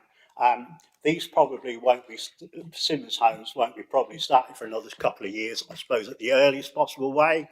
These probably won't be even going for another couple of years. I think the agent was hoping a bit, I think, to get things going very quickly, because they don't happen quite like that, do they, as we all know. So I don't think there's any chance of an extra school for the next probably 10 years at the earliest with these two applications. So my thoughts were, we're very short of doctors in Fenland. We're short now. We can't get an appointment now most of the time. I know that. So they're going to get £460,000 for the schools. So I'm mindful, it's only mindful, of rebalancing that and giving some 120,000 or whichever, anybody members, if they want to support this, plus the £27,000 to give to improve the NHS services in Fenland. We all know, we all live in Fenland. Some of us live in Chatteris, some of us live in March, but we all know that getting a doctor's appointment now is very, very, very hard to get. So maybe that little bit more will make it easier for people to go and see an NHS consultant, doctor, etc. So that's where I'm coming from. As I said, it's a good application. I can't fault it really. If everything goes as planned, I won't have a trouble with it. But having said that, that's where my thoughts lay at the moment. That's the French. Thank you. I totally agree with what you're saying, but before you go on to that, I would like to just highlight, some of the committee members will know, but some of you will not. Several years ago, when I was on Cambridge County Council, through the parents, I presented a petition to Cambridge County Council for a sailing school for March. We had about 600-700 signatures. It was agreed at the time, County Council would pay for. As soon as the new government got in, they rejected it. It was already costed by the previous Conservative government, but it was pulled. My understanding that is now back on the line to be built. The government are actually going to pay the money to build it, and that is 210 placements off Barrymore Road, Kingswood Park Road. So that is another, it's like round schools, it's going to be absolutely horrendous. So I think we really need to take all this traffic into consideration. We're talking quite heavily about Persimmons Homes. I had an email from a colleague this morning. Persimmons Homes offered 4.2 hectares for land, football, cricket, etc. They have now withdrawn that. So we're now another 4.2 hectares short of public open space. So, people wonder why we don't trust developers. Quite right, Councillor French. Right, Councillor Marks. We're still in debate, aren't we? Yeah. Absolutely. It concerns me. I think we've got the very shininess today of look what you could have. Whether you're going to get it is a totally different matter. We have seen time after time developers go back and remove stuff. We've had it in Maney, we've had it in March, we've had it, and this really concerns me. Yes, it does look spangly and nice at the moment, but at what point doesn't it? And I think we've highlighted already the traffic issues. I am concerned that the other things like the reservoir hasn't been taken into consideration, because I think the traffic will be even worse. And the more we do to the 141 at the moment by stopping traffic, it's just going to snarl up to nothing. The problem is, as Councillor Benny has said, we have a compliant application, and so where do we go with this? This is the problem that I can foresee. Well, certainly where we go with this, folks. It's policy compliant. It's in the broad concept plan, and as it was suggested by Councillor Benny when he spoke to the agent, if we turn this down on highway grounds or anything like that, they'll go to appeal. It will cost us hundreds of that, 150, 200,000 pounds. Your guess is as good as mine. And what we will do is get costs awarded against us for that sort of money, and the site will still be built. All we'll do if we turn this down is kick the can across the road 6 months later because it's the Labour government's objective to build 1.5 million homes, and they've got another 3 years primarily in government. The inspectorate will say it's policy compliant. What you do in turning this down, and he will say, Fenland, costs warded against you. So I'm mindful of that. So I'm just making committee members, and they are aware. I'm just reminding them that that's the situation we could be in if we turned it down on those grounds. But Councillor Murphy, thank you. Yeah, thanks very much. I agree with all what's going on here, to be perfectly honest with you, because it will take so long to build all that out. It will be built out. It will be built out not in our lifetime. It'll be built in 2 or 3 other people's lifetime, because you can't build that fast, and you don't build that fast. And I've never seen it built that fast anywhere. So at the end, it will come eventually, but it will be a gradual come to it. You won't notice most of it because it will be, apart from that, half of us will be dead by then anyway. So it just takes so long, and I think we're getting out of the things. I think we're all thinking it's going to happen tomorrow. It's not going to happen tomorrow. You won't see anything built on there. I wouldn't think for 2 years, 3 years probably, even more than that. We were talking about it, keep talking about it. I mean, it's like the papers we got today. I only got them yesterday or the day before. I mean, there's 80 pages of it. I mean, I lost the will to live by the time I read it all, but I think we're all thinking it's going to happen now. It's not going to happen now. And it proves it, because the one we've got in Chatteris, down London Road in Chatteris, it goes down to the across. There's about 300 or 400 houses going to go in there. It's been going now for 2 years. There's only a few houses up. It doesn't take that. Everybody said, "Oh, you won't be able to get onto Maple Road. You won't be able to get onto the London Road." Nobody even knows it's being built because it's so slow, and it is slow. We don't build in this country that fast, and as I say, if we carry on worrying about it, you'll never have it done. But it will happen. It will happen over the years, and it will happen because it's got to. Because it's getting more people here that need more houses, so it's got to happen. Yep. Developers generally, as suggested by the agent, usually build 50 houses per year as a general rule. That is the figure that I think most developers work to on that sort of site. So it'll be 4.5, 5 years, won't it, before the last one is probably occupied. But anyway, Councillor Gerstner. Thank you. As we've said, it's a compliant application. All the concerns have been raised, quite rightly. The applicant's agent has said here today, on record, that they can comply with the 37 conditions that's within this application. I just hope that in the years to come that they can fulfil, as promised, those obligations. Thank you. Okay, so I think we've done the highway issues to death really at the moment. So I'm going to come back as on the NHS. You saw, you've heard what I went at length to say about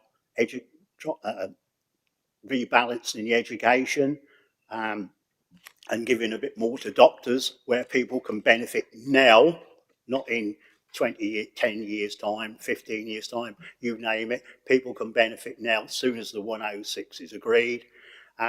What's anybody's thoughts on that? Because I've been thinking about this all last night. Aren't I sad? But that's how I am. But Councillor Gerstner, would you like to comment on just that?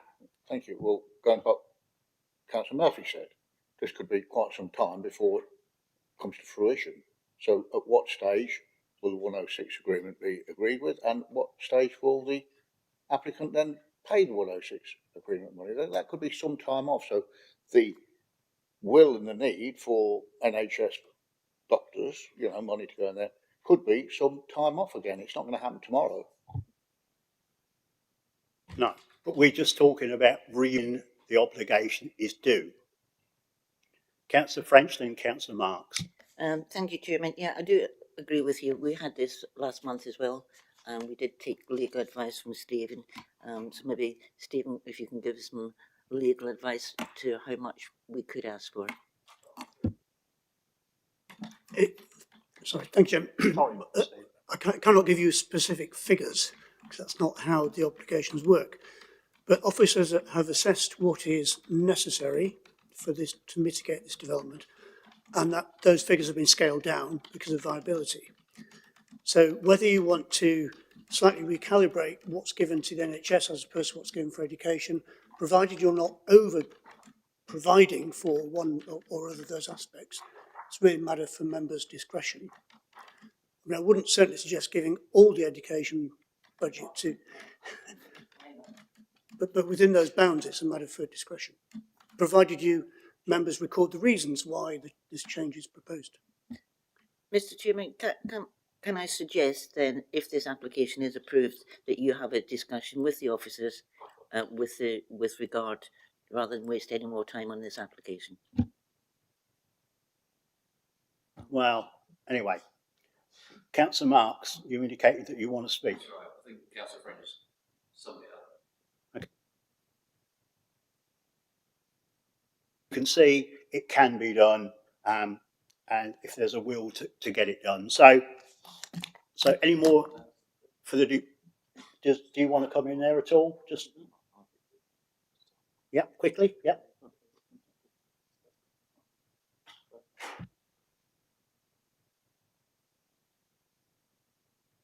Anybody want to enter the debate before I close it?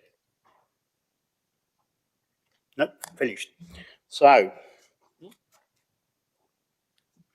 do I have, the debate's closed obviously, do I have a proposal to go with officer recommendation to approve planning permission for this development?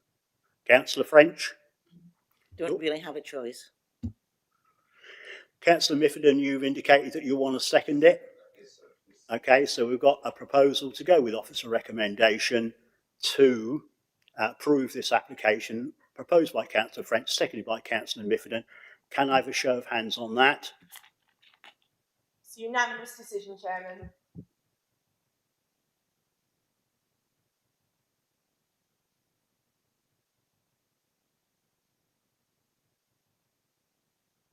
Sorry about that. Yeah, with the I speak with you with the agent regarding the 106 payments only towards NHS. Is that okay?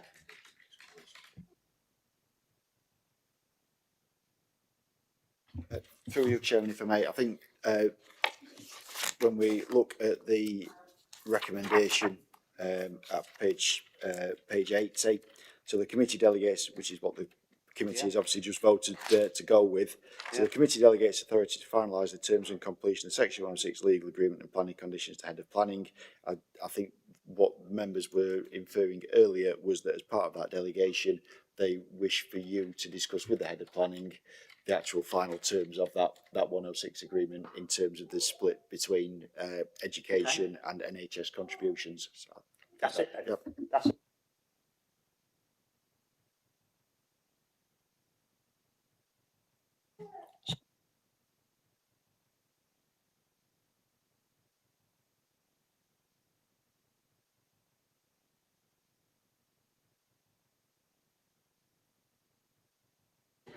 Oh.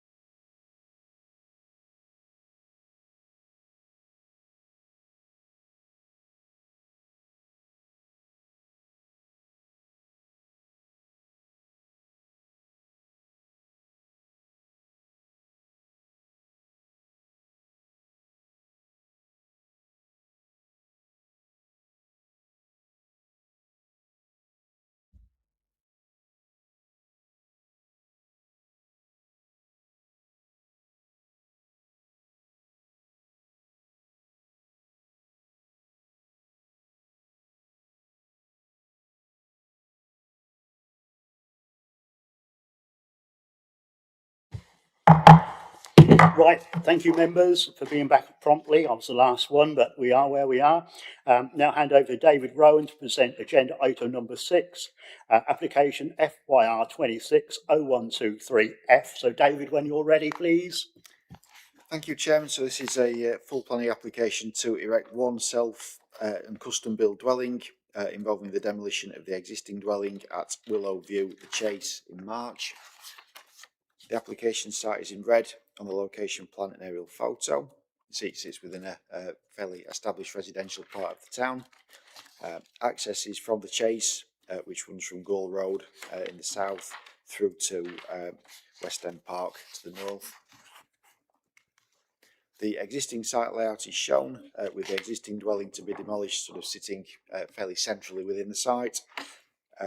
This property has had a somewhat, I think, checkered recent history, and ultimately the principle of the property being demolished and replaced is not in question. The proposed dwelling is shown here with the predominantly sort of L-shaped block taking up the kind of almost the majority of the site, with a swimming pool then to the sort of the left-hand side of that. As can be seen, the footprint is significantly larger than either of the adjacent dwellings, and it also sits sort of forward of those.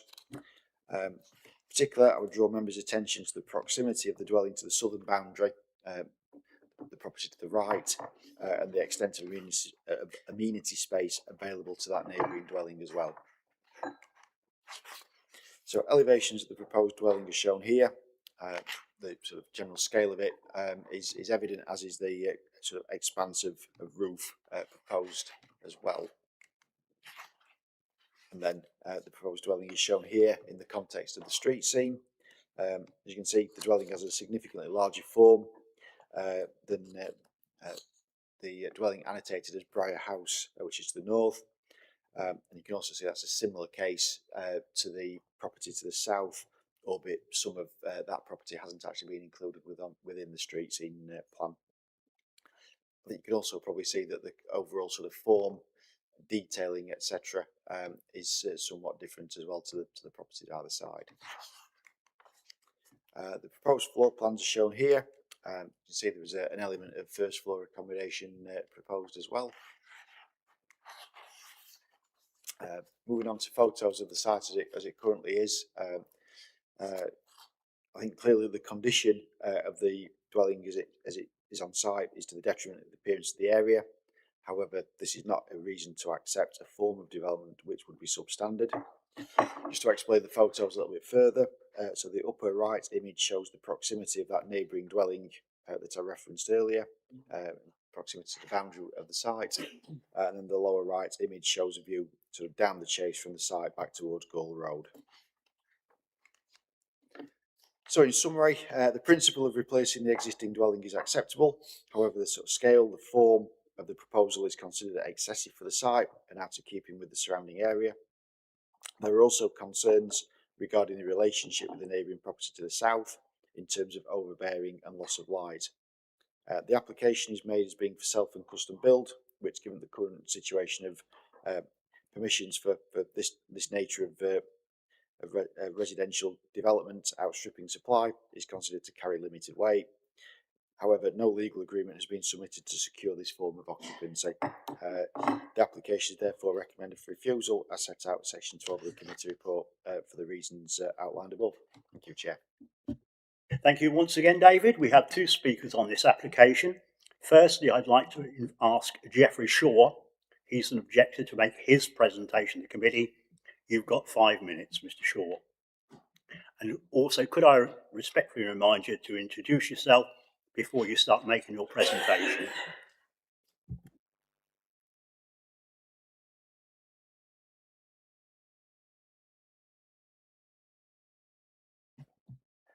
Good afternoon.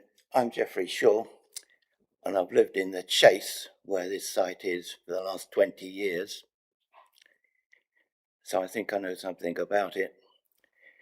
Not only do I live in the Chase, but I have the misfortune to live right next door to this site. And so for the last at least 12 years, I've been struggling to prevent it from descending further and further into dereliction and poisoning the entire area of the chase around it. This has not been a pleasant experience because I've suffered quite a lot from antisocial behaviour focusing on the chase. It necessarily follows from that I'm all in favour of its rehabilitation and redevelopment. What I'm not in favour of is its particular application. And there are 3 reasons that I can give you why I think in that way. Firstly, this plan will extremely damage my ability to enjoy my home and gardens. It will actually degrade the amenity value of where I live quite considerably.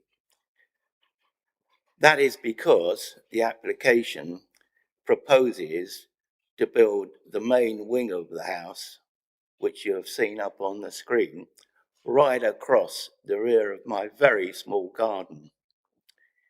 It will therefore have an effect on the lighting and the whole atmosphere of the garden. It will make it seem very enclosed. And I should stress that the barrier wall with its high ridgeline roof is going to be built only 1.2 metres from my garden fence. Yeah, let me run that by you again, 1.2 metres. So all in all, this is going to have the effect of turning my garden into a very unattractive space, which I'll be reluctant to use as fully as I did in the past.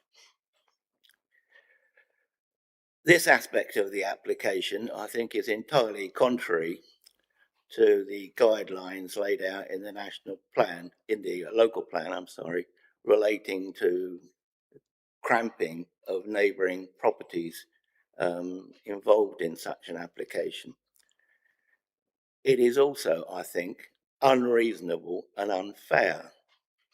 And not just unreasonable and unfair, I think it's entirely unnecessary, because this site is very ample and generous in its dimensions, and there is plenty of scope, therefore, for any number of alternative schemes to be devised that don't in any way impinge on me or indeed any of the other neighbours. So why don't the applicants do that?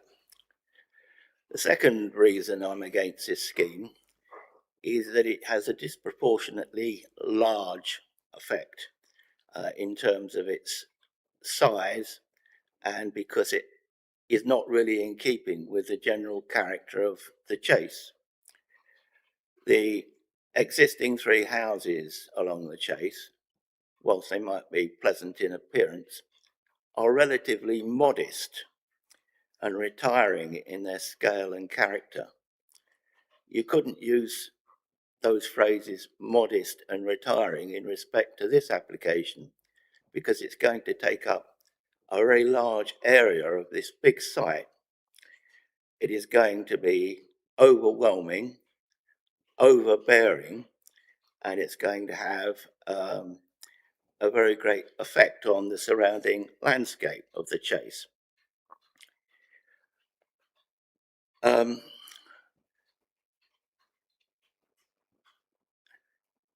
On the whole, therefore, I see this scheme as an overdevelopment. In particular, its frontage along the chase itself is very overwhelming, because it stretches all the way along that frontage, and that's quite a considerable distance. 30 seconds. Okay, thirdly, I'm against it because I think it might have an effect on the utility value of the amenity value of the chase itself, because it's going to inevitably generate more traffic, particularly since it has the potential to being expanded still further. It has a lot of roof space, so a 3-bedroom house, which it purports to be at the moment, could rapidly expand into a 6-room mansion. Okay, thank you very much. Yes, thank you. You made your point. Yeah. Even though you'll cut short a little bit. Yeah. Right. Yeah. Dip him off. That's it. Well done. Members, questions, clarifications? Councillor French, you have one, thank you. Thank you. No, Mr. Chairman, it's not an actual question to Mr. Shaw. I've known Mr. Shaw for several years dealing with this dwelling. And all I can say to Mr. Shaw, I am sorry that you've had to suffer what you've suffered over the last 7 years that I've been involved, in particular with your having been very ill. So I apologise. Okay. So members, anybody got any questions for Mr. Shaw? You have, Councillor Marks, thank you. Could you just confirm, Mr. Shaw, which property yours is? Is it one of these two? Because you're saying 1.5 metres on the barrier. 1.2? Is it neither of those? No, it's neither of those. Could we go? It will be to the right-hand side of Polycott. So yes, it is that one to the right of this application. That one. That area there. That one. Okay, thank you. Anybody else got any more questions for Mr. Shaw? No, thank you very much. Now I'd like to invite Shana Penny, of course, she's the agent, to make her presentation to the committee. Obviously, please introduce yourself, and after that you've got 5 minutes, as you well are aware. So start when you feel able to do so, Shana. Thank you. Thank you. Good afternoon, everyone. I'm Shana Penny. I'm the agent speaking in support of this application. I'd like to begin by addressing the first reason for refusal concerning scale, footprint and impact on the character of the chase. It's important to emphasise that the footprint of the proposed dwelling is similar to the existing dwelling and its associated extension, which was approved by committee under the application reference 15/0184. Although this extension was not implemented, it was approved under the same Fenland local plan policies that apply today, and therefore remains a highly relevant benchmark. That earlier permission clearly established that a building of this overall scale is acceptable in principle. The current proposal does not exceed the established baseline and instead provides a more coherent and carefully considered design. In addition, the proposal delivers adequate private amenity space, with approximately 1/3 of the plot retained as garden land, in full accordance with local plan requirements. It also provides sufficient off-street parking in line with adopted standards. Given that the scheme sits comfortably within the site and accommodates these essential elements, it cannot reasonably be described as cramped or overdevelopment. Concerns have also been raised regarding the proposal appearing incongruous within the street scene. However, there is no strong consistency in terms of scale, layout, or architectural design along the chase. The area is characterised by a mix of dwelling types, and as such, the proposal would sit comfortably within this varied context and would not appear out of keeping. On that basis, the development accords with policy LP16 and the guidance contained within the SPD. Turning to the second reason for refusal, relating to residential amenity and the relationship with Bramble Cottage. The proposed dwelling has been carefully designed to minimise its impact. It's positioned approximately 11 metres from the rear elevation of Bramble Cottage, providing a clear and meaningful degree of separation. Furthermore, the roof slopes away from Bramble Cottage, which reduces any sense of massing or overdominance. Given this separation distance and design approach, the proposal would not result in an overbearing impact or unacceptable loss of light. The relationship is entirely typical of residential environments and would safeguard the amenity of neighbouring occupiers in accordance with policies LP2 and LP16. Finally, in respect of the third reason for refusal concerning the self-build status of the dwelling, the site was purchased from Fenland District Council, who has imposed a £10,000 bond to ensure that the property is delivered as a self-build. This provides a clear and effective mechanism to secure compliance with the Self-Build and Custom Build Housing Act. Should members be minded to approve the application, the applicant would also be more than willing to enter into a Section 106 agreement to formally secure the dwelling as a self-build unit. This could be completed promptly and would fully address any remaining concerns. Importantly, the proposal delivers clear and significant benefits. It will provide a family home within the centre of March, which is identified as a primary market town within the settlement hierarchy. As such, it is a highly sustainable location, offering access to services, facilities and public transport. The proposal therefore makes a positive contribution to housing delivery in a location where growth is actively supported. In conclusion, the proposal represents a policy-compliant and well-considered form of development. It reflects a scale already accepted under the same policy framework, provides appropriate levels of amenity space and parking, and would not harm the character of the area, safeguards neighbouring amenity, and delivers sustainable self-built home in a highly appropriate location. Thank you. Thank you, Charlotte Penny. Any questions? And you have one, Councillor French. Thank you. Shannon, can you tell me why you haven't submitted the application for self-build? Because there's a bond in place, which was imposed by the council, it dictates that it has to be a self-build anyway. So we didn't submit one because it's covered by the legislation. You still have to submit it, whether the bond's there or not. Okay. Councillor Marks.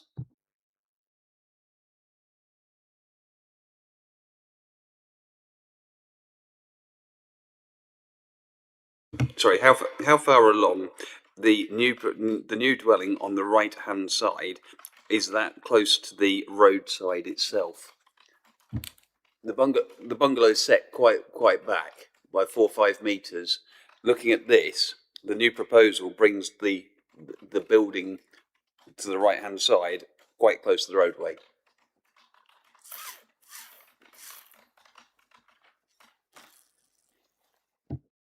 So you mean the forward projection? Well, there is a figure on there which I can't quite see. I think it'd be in the region of metre to 2 metres. Sorry, I've just seen it. Yeah, 1548. So you're building forward by at least 1.5 metres. Okay, thank you. Right. Any more questions at all? No. Thank you very much. Members, questions, clarifications to officers who've got any? And you have, Councillor Marks. Thank you. We heard officers mumbling between themselves, so I'm guessing, could you just confirm there is a £10,000 bond in place, please? Through you, Chairman, no, I can't confirm that because that would be an agreement between the purchaser of the site and the council's assets team, and that's an arrangement in terms of the sale purchase of the land. It's not a planning bond, and the issue in respect of that is that yes, while there may be that bond in place, there still needs to be a mechanism through the planning system to address that particular issue and to ensure that the dwelling is delivered as per the submitted planning application. Yeah. So therefore, the self-build certificate or whatever has not been applied for. So does this now make this an incomplete application? Through you, Chairman, there isn't a legal agreement submitted as part of the planning application. Consequently, as it stands currently, that application could not be granted with an appropriate guarantee through the planning legislation to secure that as a self-build dwelling. So can I come back on that and probably go to legal? And we've just heard what David said. So Stephen, does that make this in your mind an incomplete application, please? No, because it's open to members if they wish to approve the application to approve it subject to completion of a legal agreement. So that's clear in your mind now, Councillor Marks? Yeah, okay, that's fine. Councillor French? Thank you, Chairman. It's not a question because I know quite a lot of the answers. So if nobody's got any more questions, I would like to just give members of this committee an update on actually what happened to that dwelling. Shall we just, we'll do that in the debate if you like. We'll do that in the debate. Anybody got any more questions for officers before I close the debate? You have, Councillor Gerstner? Thank you. I see that there was objections from residents in the Chase, but there was also a comment from the member in favour from a resident of the Chase. So there's a bit of a balance there on the objections and those. Through you, Chairman, the representations that we received are set out within the officer reports. I would point out that a number of the letters of support are perhaps not from particularly within the locality of the site, whereas I would suggest that certainly the objections do, and as obviously we've had an objector actually come to the committee today to express the concerns on their property. But yes, you're quite right. It's set out within the committee report. It says in the report 11 letters of support, of which one was in the Chase.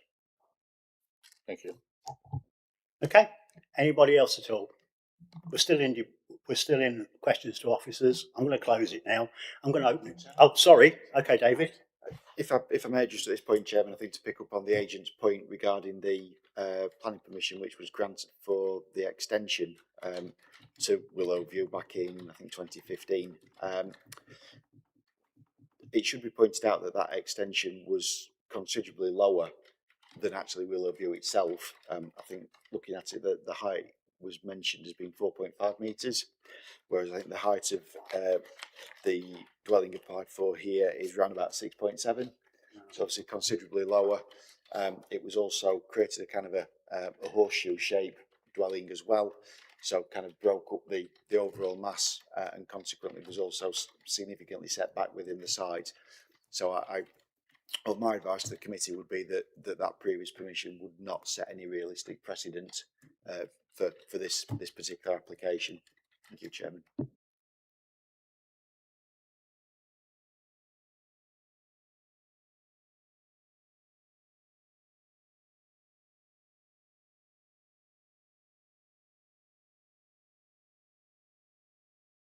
Thank you. Just to answer Councillor Gershner, yes, there is 11 letters of support, but only 2 are actually relevant, is the Chase and Ravenhill Drive. The rest of them are on the other side of March. I have been originally called out, and I can't remember because time's gone by, 7 or 8 years ago with antisocial behaviour and vandalism to that building. It went on for several years. Unfortunately, the owner had died and the relatives lived in London. 3 times I had FTC come out and board it up. The 3rd time we had to put metal on it, and it cost a considerable amount of money. Eventually, FTC went for compulsory purchase, which they sold it at auction. I believe it was last October. It did owe the council something like £30,000-40,000. So we did get our money back on there. The amount of antisocial behaviour that Mr. Shaw has suffered over the years, and that include broken windows on his own property, the size of it, I mean, Councillor Benny came out with me one day, the inside at one time could have been fixed. Looking at it, I haven't seen it for some time, but certainly there's no way you could say that now. If it was just rebuilt on the size of the footprint, I wouldn't have a problem with it, but not, and especially not to bring it in further into the Chase. The Chase actually belongs to FTC. We gave permission, I think it was officers gave permission for further up the Chase for a dwelling to be built. I understand somebody's now living in it. They haven't repaired the Chase. They haven't done the top of the road where they should have done. So I think officers really need to be looking at that dwelling, but certainly there's no way I will support this application.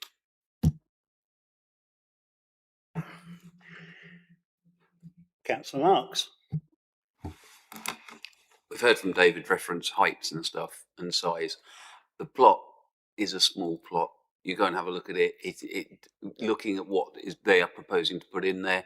We had a similar situation where we were discussing heights and stuff on one at Wimblington Road a few years ago, and everybody was saying, oh, it's far too tall and all the rest of it. To be fair, the land that's sat in is 3, if not 4 times more than is on this small, pokey site. And I just think the size of the scale, or the scale of what is being proposed there, and I don't think it fits into the seat scene either.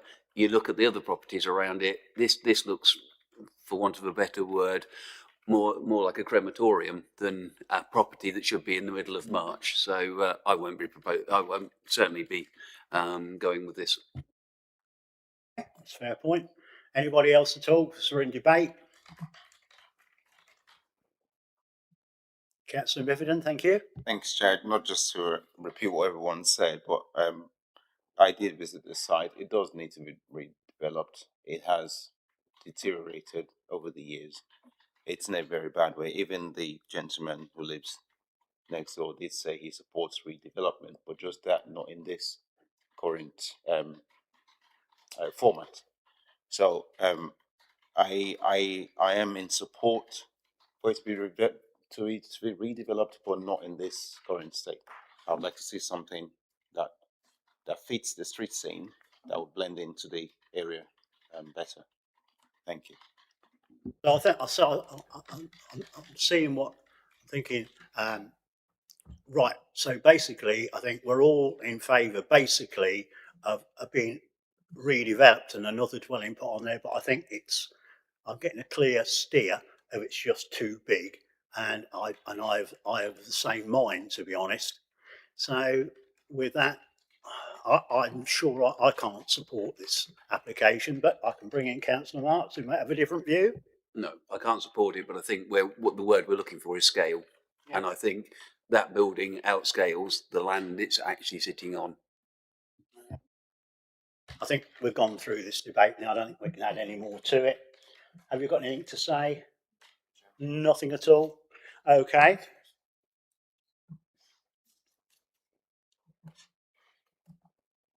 So, with that, do I have a proposal to go with officer recommendation to refuse planning permission? Councillor French, are you proposing it? Second it, Councillor Mifflin. I think he's got his finger raised out. I'm sure that's right. So, we've got a proposal to refuse this application, proposed by Councillor French, seconded by Councillor Mifflin. Can I have a show of hands on that? It's a unanimous decision, Chairman. That application has been refused. So moving on quickly on, hand over to Tom Donnelly. He's a Senior Development Officer here to present agenda item number 7, F/YR26/0090F. Tom, when you're ready, thank you. Thank you, Chairman. So my name is Tom Donnelly, Senior Planner at Fenland District Council. So this is an outline application for the erection of up to 2 self-built dwellings with matters committed in respect of access at a site on Goat Lane in Gorefield. The site comprises an area of undeveloped paddock land situated between residential properties, with the site area outlined in red on each of these images. The slide shows the wider context of the site in relation to the settlement of Gorefield. The site shown in red is located approximately 530 metres from the northern edge of the settlement of Gorefield, and as such it's considered that the site would fall within an elsewhere location. An indicative site layout plan has been submitted, identifying how the scheme could be accommodated on site. So photos of the site show its currently undeveloped nature, and give a bit of an idea of the rural and open character of the surrounding area. Whilst the site is located within flood zone 1 and is at very low risk of surface water flooding, there was evidence of standing water on the site at the time of the site visit. So as previously noted, the site is considered to be located within an elsewhere location with no justification for the dwellings relating to the effective operation of local rural enterprise. So as such, the proposals conflict with the spatial strategy set out in policy LP3 of the local plan, and is therefore considered unacceptable in principle. Further, the development of the site would result in the loss of an open and undeveloped piece of land that is considered to contribute to the character of the area, and is the proposal therefore considered to conflict with policy LP16 in this regard. And finally, whilst a unilateral undertaking has been submitted alongside the application in relation to the self-build element of the scheme, the appropriate checking and monitoring fee has not been paid at this stage. So as such, at this time, there's no enforceable means of securing the self-build nature of the scheme, as well as its exemption from mandatory biodiversity net gain. So the proposal is therefore considered unacceptable in planning terms and is accordingly recommended for refusal. Thank you. Thank you, Tom. We have one set of speakers on this application. I would now ask Shana Penny, of course, she's the agent, and Lee Punter, he's the applicant, to make their presentation to this committee. You've got 5 minutes between you when you're ready. And just obviously, just announce just for the YouTube tape, your names, please. Hello again, I'm Shana Penny. I'm the planning agent speaking in support of the application, and I'm here with one of the applicants, Mr. Punter, who will address you shortly. This proposal is for 2 self-build family homes at Fenland. It's important to properly understand the context of this site. Fenland is not an isolated or sporadic location. It is a satellite settlement to Gorefield, functioning much like Eastwood End and Wington, Bunkers Hill and Wisbech St Mary. These are established, functioning communities that are intrinsically linked to the services and facilities of the wider village. If you look at this slide, the reality on the ground is clear. The site sits firmly within a cluster of development along Goat Lane. It is not detached countryside. It is framed by built form on either side, forming a natural gap within a developed frontage. It could therefore be described as infill development. Policy LP3 is clear in that within small and other villages, development that is within or adjacent to the existing built-up area and represents infill development is supported. This proposal aligns with the spirit of that policy. To describe this site as elsewhere is not consistent with the physical evidence before you, nor can it reasonably be argued that there's any harmful loss of open land, given that the site is visually and functionally part of the existing settlement pattern. Refusal reasons 1 and 2, therefore, are overcome when assessed against both policy and site context. Turning briefly to the third reason for refusal, this is a technical matter. The unilateral undertaking is prepared and agreed in principle, with only the final payment to the council outstanding. This is not a substantive planning issue and it can be resolved very swiftly. Should members be minded to approve, this can be subject to completion of the unilateral undertaking, with the applicants ready to complete without delay. Now, if we move on to the second slide, please. I'd like to emphasise the significant positive benefits. This scheme delivers self-build opportunities for local families. It will generate economic activity during construction and will contribute to the long-term sustainability of the community. Importantly, the site lies within flood zone 1. Within Fenland, where there are large areas constrained by flood risk, opportunities such as this are rare. Delivering housing in lowest risk of flooding is a significant benefit and aligns fully with national guidance. You'll see that the projected pupil numbers here at Gorefield Primary School are declining.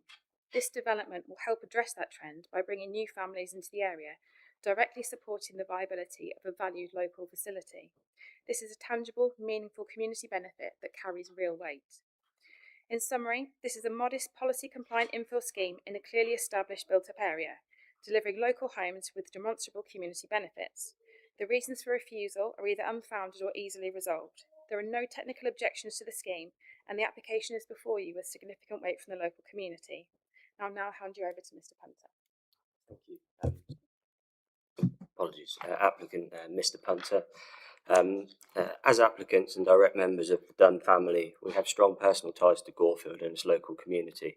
My wife and sister-in-law were both born and raised in the village and attended the local primary school. Their former teacher, who taught them approximately 30 years ago, has provided a letter of support for this application, expressing how positive it is to see former pupils wishing to return to Gorefield to raise their own families and maintain their connection to the village. The CEO of the Diamond Learning Trust has also provided a supporting letter stating that demographic projections for the area indicate population growth within the village is both anticipated and necessary to support the ongoing sustainability of the school. We've also actively contributed to the annual Gorefield show over many years, from competing at a young age to volunteering and assisting with the organisation of the event. On a personal note, my wife Katie and I were married at the village church in May 2022, and the other applicants, Georgina and Jack, are also booked to be married there in May 27. If permission is granted, we've become the third and fourth generations of our family to live in the village at the proposed site and neighbouring property, Hill House. Ultimately, we're seeking permission for 2 plots, which we wish to secure as self-build homes through the unilateral agreement already completed and submitted. These would be our forever homes, allowing us to return to the village where our families have deep roots, raise our young families close to both parents and grandparents, and settle our 4 children into the local preschool and primary school. This would help ensure our continued integration into the Gorefield community, supporting its long-term sustainability and future. I'm happy to answer any questions you may have. Thank you very much for allowing me the opportunity to speak. Thank you. Thank you very much for that. You members, questions? Councillor French. It's a question to Shanna. At 5.1, Gorefield Parish Council, as this is a very historical site in the village, if planning permission is granted, archaeology survey should be. What is historical about the site? To be completely honest, I'm not sure, and I was quite baffled by the response because obviously county archaeology would pick up if there was anything that come up on the list. So I'm not quite sure, to be honest. The applicant, do you know what's historical with this? Because there is no report. I'm not aware of what the area was. I do know there was an archaeological dig at the church slightly further up the road, and nothing was found there. It's probably Richard I or someone in cricket. Apologies, I don't know. Thank you.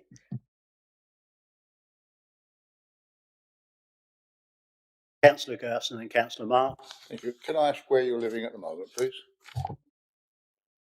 Yeah, so 5 years ago we actually moved out of the property Hill House. We was living with my partner's parents, and we're actually living in Wisbeach. We've renovated a property there. Well, thank you. And on a lighter note, I'm very pleased to hear that you're trying to repopulate Gorefield. Thank you. Marks. Thank you. I think my question comes down to populating Gorefield. You said you had 4 children? Yes, so personally I've got 3, and the Georgina and Jack, the other applicants, they've got 1. So we have 4 at present, yes. Thank you. Has clarified that. Councillor Miffordin. Hi. Did you say you used to live in Hill House next door to the site? So the neighbouring property Hill House is my father and mother-in-law. So I lived there obviously at the time when I was first courting their daughter. Thank you.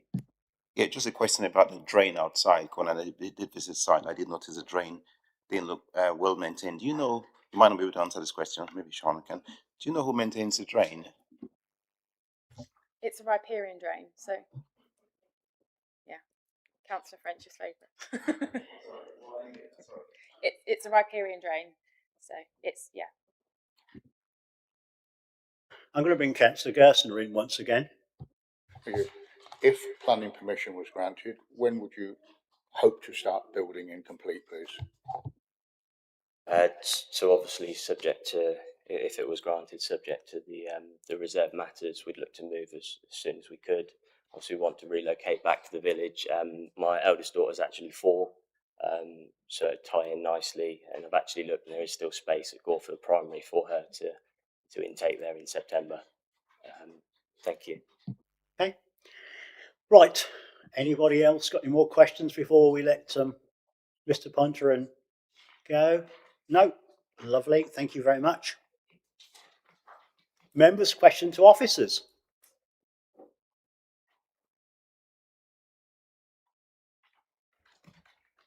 I'm going to close it in. No? Questions to officers? No? Okay, that's fine. Okay, that's that then. No, we're not any questions there. So with that, now I'd like to debate the item in respect to material planning considerations and ask officers to question relevant of the application. If you would like to speak, please raise your hand, and we're in debate, ladies and gentlemen. Councillor Benny, thank you. Yeah, thank you, Chairman. I see nothing wrong with this application whatsoever. We've got a young family that needs some homes. I don't consider this is an elsewhere location. Truthfully, LP 12, there's as many reasons to approve as there is to refuse on it. And I see nothing wrong with this. This is infill, it's between 2 properties. And I will be supporting this afternoon, Mr. Chairman. I think this is a good application. Yep. Okay. Anybody else at all? Still in debate, of course. Anyone want to add to it? I can soon close it if nobody wants to add to it. Yeah, okay, David.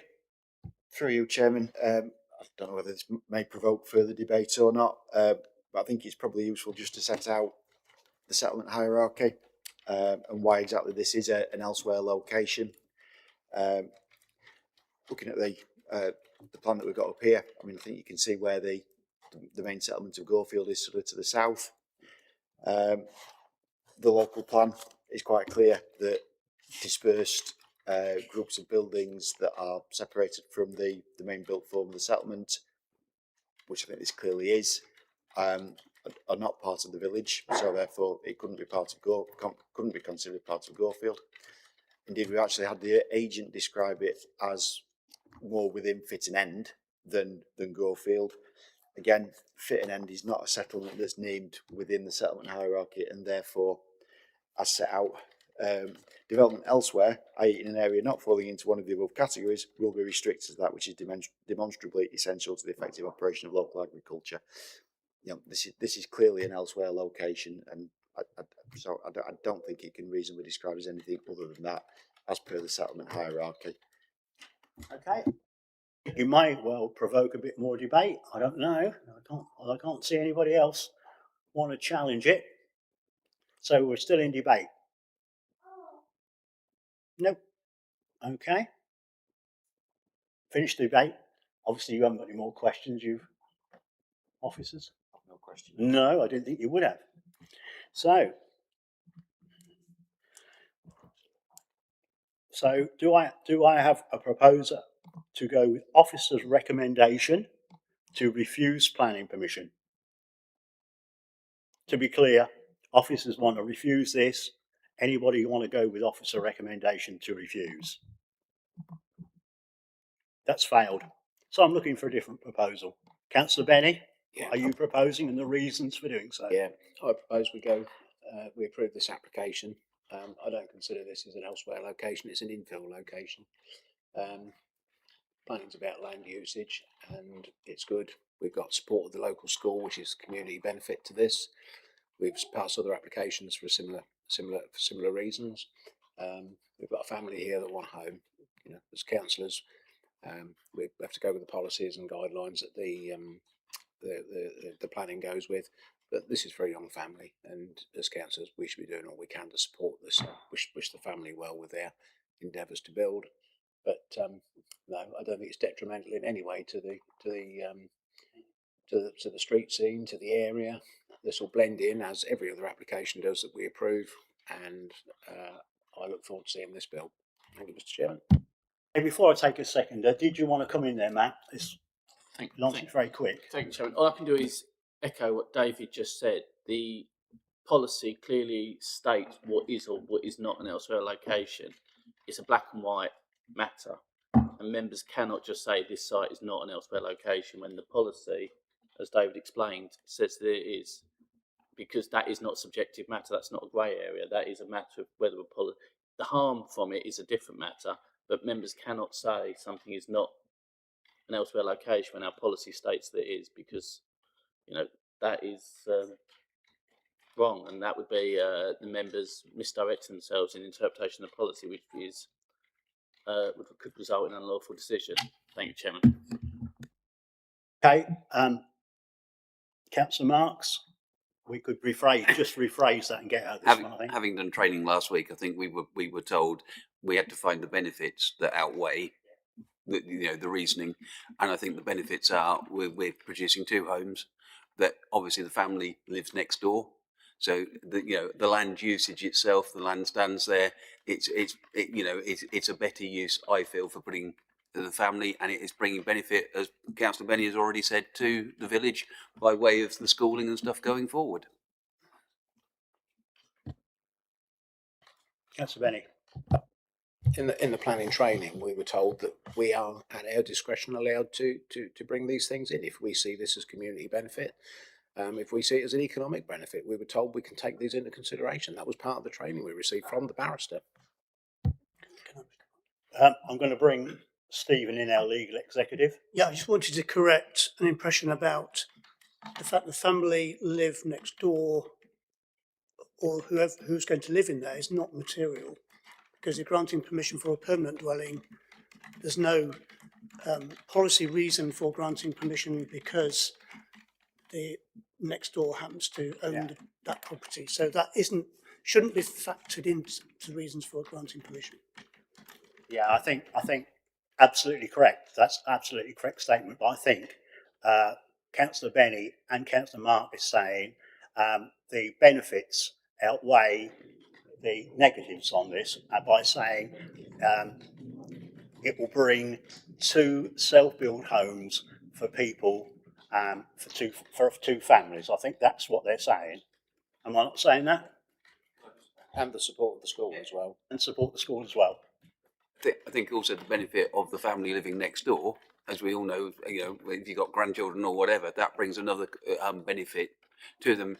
I know what you're saying, but we were told in planning training, what benefits does it bring?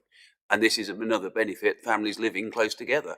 If it was an annex, we would give it because that would be a benefit. So what's the difference? Yeah, also. Thank you, Chairman. Just to echo what Stephen said,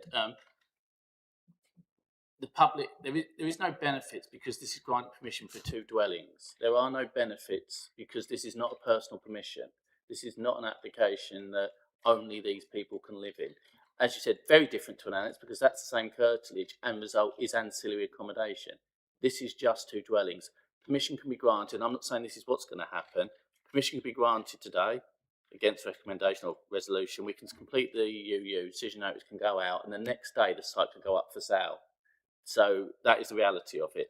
There is no planning terms, benefit, weight you can give for the occupiers being next door. There may be non-planning benefits, but in a planning balancing exercise, that is something you cannot give weight to. You're allowed to give different weight to the various material considerations, and the case law is that they have to be land, I think what exact word is land use considerations, and this is personal circumstances that cannot be tied, cannot be required, or cannot be ensured through planning. Therefore, those cannot be given weight because case law is clear that things like that cannot be given weight. And as the training said, members can give different weight to appropriate material considerations. You can't give it to whatever you consider you can. We're not here to pull out things out the air. We have things that we can and can't give weight to, and provided the decision maker, whether that's members, officers, the inspector, give appropriate weight to and reasonable weight to the material considerations that legally we can. You can do what you want to some extent, but you can't give weight to things that are not material considerations for planning because that would be unlawful. Thank you, Chairman. I'm going to take Councillor Murphy first, then Councillor Gerstner, then Councillor Marks. But don't forget, we've got a proposal on the table at the moment. So can we keep it brief? Ask the officers, what would happen to us if we actually granted this? What's going to happen? Are you going to take us out and take our fingernails out and things like that? Or I mean, what's the outcome of it? If we say yes, we approve it, what are you going to do with it? Thank you, Chairman. Obviously, what I might want to do and what I can do are different things, but obviously, members can go against officer's recommendation. There's nothing wrong with that. But it's about, as the training said, doing it correctly. And my advice is to members is to not give weight to things that are not material to this appeal. I mean, this application, you can give different weight to the things that are, but if there are matters that are not material to this application, why give them weight? Why muddy the water? Why result in something that could be challenged or could be unlawful? There is no logic to giving weight to something that we are sitting here as professionals, both planners and legal representatives, is saying is not a consideration. You don't need to add things out of the ETHRA. If there are material considerations that have weight, economic benefits, etc., and as members decide that those benefits outweigh the harm, that's fine. You can do that. You don't need to add things, though, that we are telling you professionally would result in an unlawful decision, is my advice. There is no necessity for it. There's no requirement.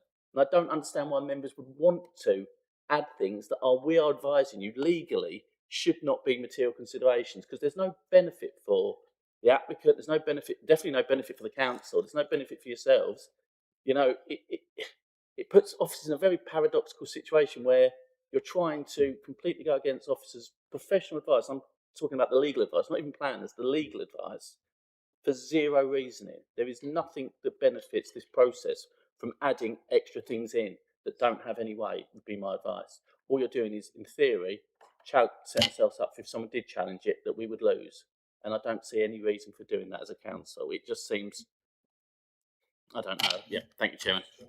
The only thing, just to sum up your question, is what officers could do is hold back the decision notice. That is what could happen from a council point of view. Somebody could challenge that and have a judicial review, but whether they would or whether they wouldn't is another matter, because obviously they're costly, but we can't base that on the cost. But that is what the council could do, is withhold the decision notice. So with that, I have Councillor Gerstner. Thank you. I'm a bit confused with the head of planning, who had a presumption that if planning was granted, that the site would be sold. You did say that. Chairman, I'm not having that. I did not say a presumption it would be sold. It could be sold. There is a ridiculous difference in the theoretical planning legal process and any accusation, and I'm not accepting that I've accused anyone that they would be selling the site or that this is any time. Chairman, that is completely different. And I'm not having any acceptance that there is an implication that I'm making any derogatory comments about the applicant. All I'm talking about is a situation. They could win the lottery between now and the decision notice going out and decide they don't want to live there. It could be a load of positive things. It is not. It's just a situation where legally they could do. There is no way of us legally requiring them to move into it. I'm telling you a factual position, and I'm not willing to accept any implication that I've made any derogatory comments against an applicant or agent. Thank you, Chairman. Looking back, you said could. Yeah. Absolutely, we could. My car could not start when I leave here. We don't know. So I'm gonna strike off that comment.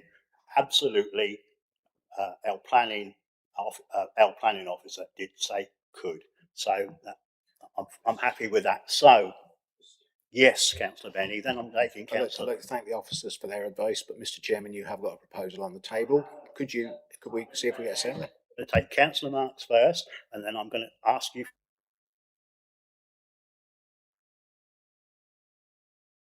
Right, to move this on, I'll second Councillor Benny. So that's fine. So, right, do you want to withdraw your proposal? That's the proper way of going about it. No. You don't. So your proposal is to go against officer recommendation to approve this application with the reasons that I accept in full that are reasonable. Councillor Marks is going to second it. Can I have a show of hands? Stephen, do you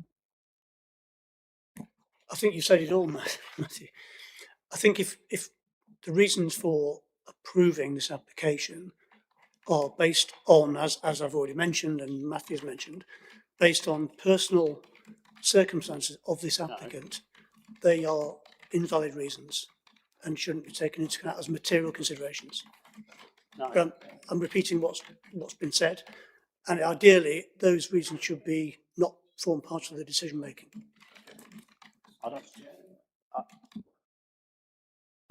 Yeah, Councillor Benny. Right. Subjective. I do not consider this as an elsewhere location. It's a difference of opinion. It's not. It's so. I don't. That is my reasoning for that. An LP12, rural policy development. The site is adjacent to existing development footprint. There's our buildings either side of it. Infill. Yeah. I say it's infill. Possibly. Yeah. Yeah. I see this as a policy compliant application. If you don't, that's a difference of opinion. Doesn't mean you're right, doesn't mean you're wrong, doesn't mean I'm wrong, it doesn't mean I'm right. It just means it's a difference of opinion. Chair. Okay. I think for clarity, can I just point out that what Councillor Benny said is very different to his reason for approving it for approval earlier, and does not include the personal circumstances, which earlier did. So I think we need clarity on his reasoning for recommendation approval, because he appears, and as I've said, members can give different consideration and weight to the appropriate material considerations. My advice is just not to include personal circumstances, because that of them living next door, because that would not be a material consideration of any weight. Right, I'm going to bring this up. Can you just reiterate your reasons the reasons for going against officer recommendation. Now, Okay, I don't consider this as an elsewhere location. I consider this to be infill. LP12 says it's within the footprint. It's got buildings either side. We'll take out the personal reasons for it, but I stand by that. That's it. So I'm going to accept that. I'm going to accept that, and I'm going to also accept Councillor Marks's second of the situation. So I'm going to put it to the vote now with the condition that they complete the self-build planning condition.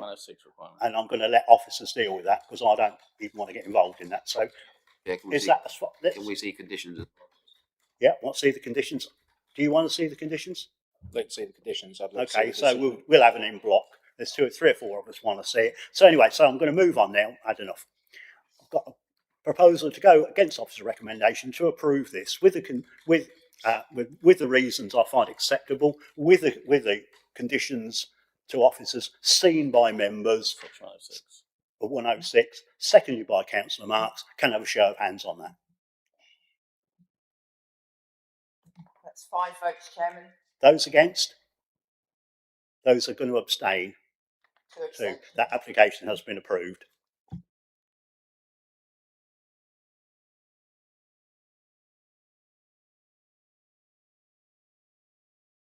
So with that, I'm going to hand over to David Grant now. He's been sitting there patiently. Senior Development Officer here at Fenland to present agenda item number 8, FYR 250937.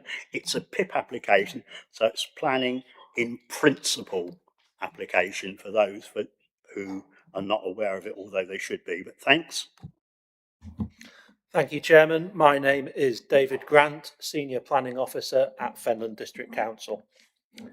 This application seeks permission in principle for the development of up to 2 self-build/custom-build dwellings on land to the south of Woodlands, 20D Primrose Hill, outside the development footprint of Doddington.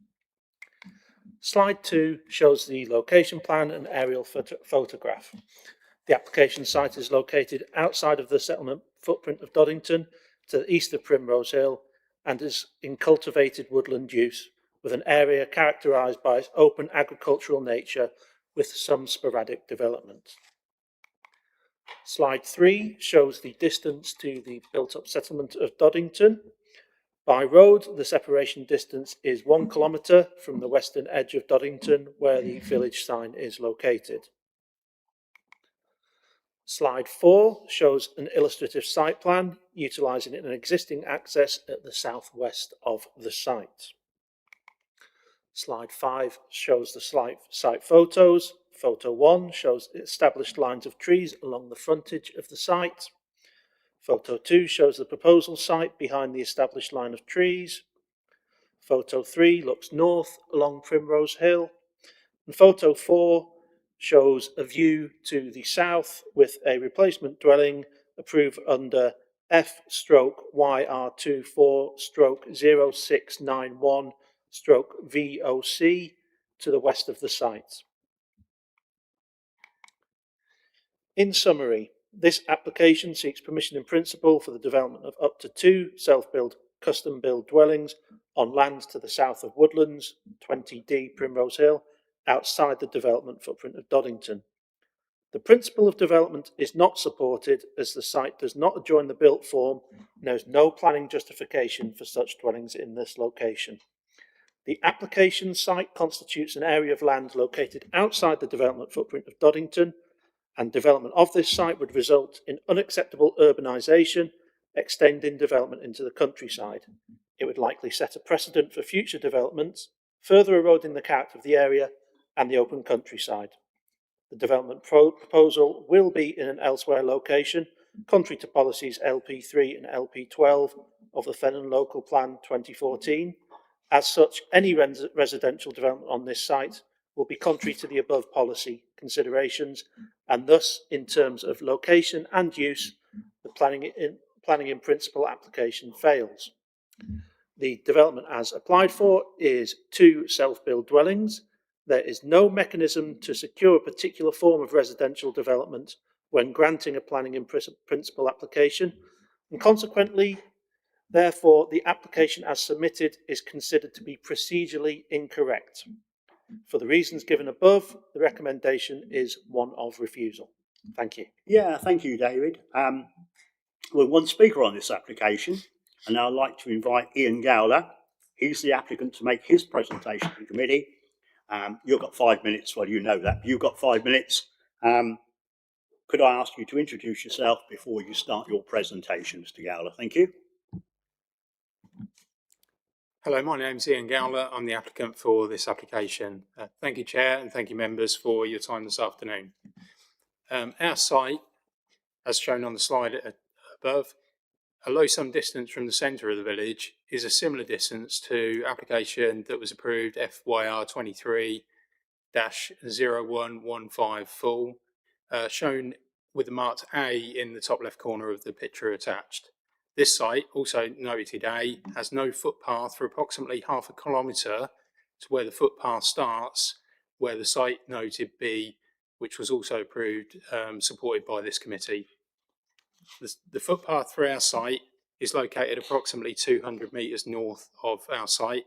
We regularly walk from our house, which is just south of the proposed site, along a short section of verge onto then the lay-by, which is at Dykemore Drove, which is safe, and that links up with the formal footpath a few metres north of this Dykemore Junction.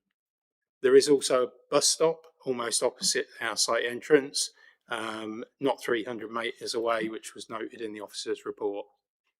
Most recently, the committee supported the application noted C on the slide, which was approved recently. Also, sites noted D and E were also supported by this planning committee recently. We feel that the committee's support from previous applications a similar distance from the village would show that our site is suitable in principle for development. I'm sure you'll all be pleased to know the site is in flood zone 1, low risk of flooding. Sites C and D noted on the slide were partly in flood zones 2 or 3. If approved, we would be more than happy to consult with Middle Level Commission over the drainage, as we did with the recently built property of my dad's at 20D. The Highways Department mentioned about visibility displays in their comments. Although this is not considered as part of a PIP application, on the site plan shown on screen, we have showed that visibility displays for a 60-mile-an-hour road is achievable, and we regularly maintain those verges for safe visibility for exit from our existing house. We are looking to create a bespoke self-build property for ourselves and want to give someone else the opportunity with the second plot to do the same. On the screen now is an artificial image of what we think we could achieve within that site, and the bottom image is a picture of a recently completed 20D, which my dad now lives in, which this committee, I'm grateful, supported a few years ago under the unique dwelling system. I appreciate, as part of a PIP, no weight can be given to a self-built home. The reason one that the officer has refused, as the first load showed, Doddington is expanding in all directions, and as this committee has previously approved housing in this area or supported housing in this area, we think this would be another suitable site.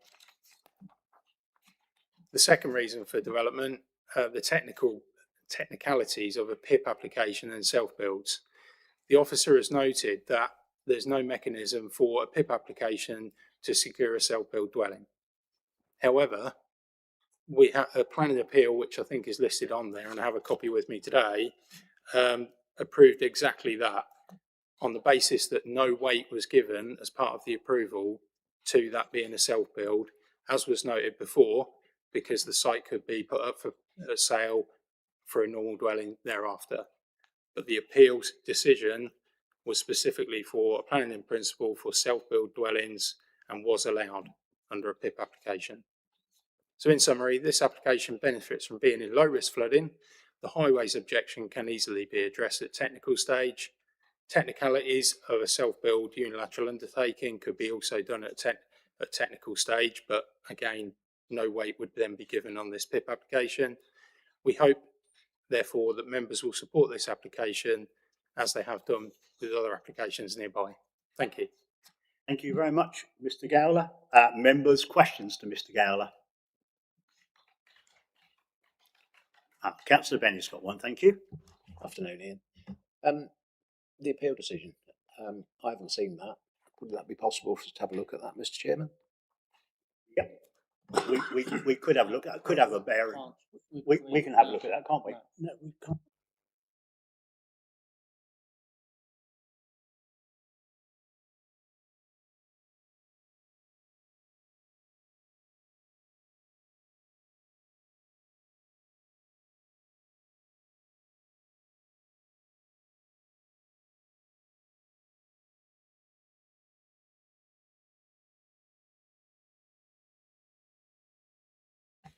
So yeah, I was not aware of the application.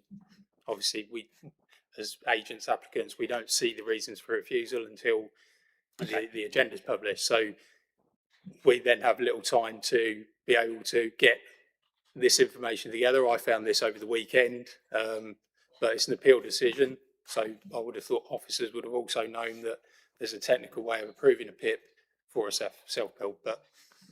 Okay, you can. Yeah, can I make a suggestion? As we're not allowed to see it, but it obviously is there, can we ask the applicant to read it? For the simple reason is, we're asking him a question, please tell it, my question to you is, please tell us about the appeal.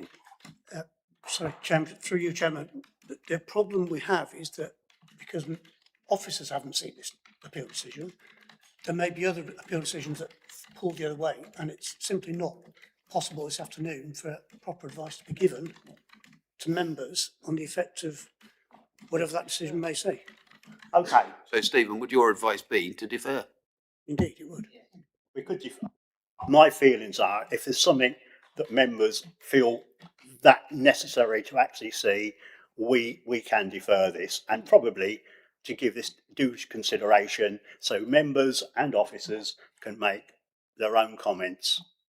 Right, I'm going to take Councillor French first. That's my personal opinion. Councillor French, Councillor Bennett. Thank you, Chair. Well, obviously we've had advice from Stephen and the head of planning, and I think, and obviously to be fair to the applicant, I believe this should be deferred.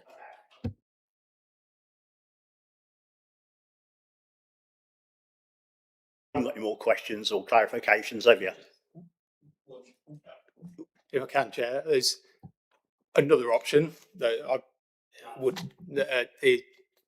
is refuse it just on that technicality, accept the location but refuse, and I'll resubmit without the self build to avoid that technicality. But that's well, whatever members want. I don't mind if we refuse it, or long as we refuse it now without going into debate, long as we agree amongst ourselves, or defer it. Whichever members want. What do you want, Councillor Benny? Yeah, if we defer it, do we debate on the LP3 elsewhere location and LP12?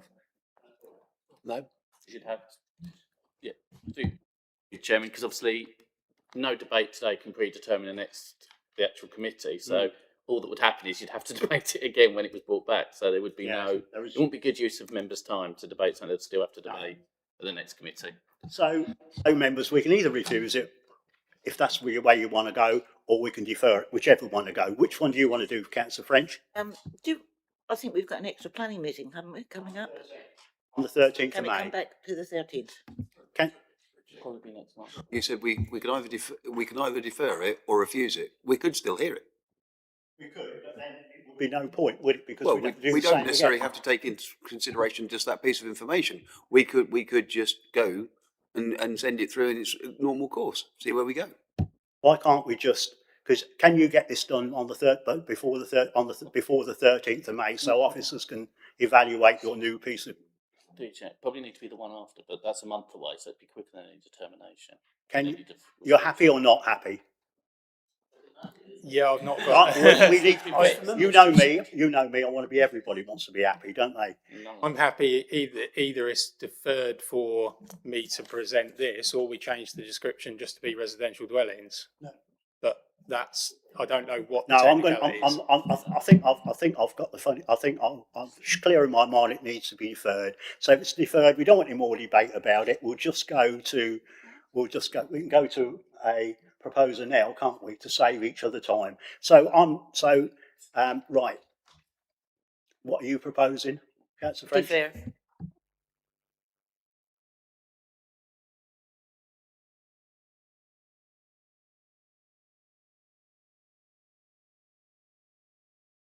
Can I have a show of hands on that? That application is unanimous and it's been deferred.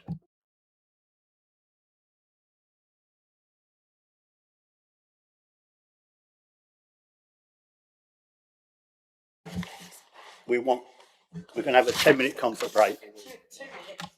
2 minutes. We need a comfort break. Yeah. Well, it seems we do.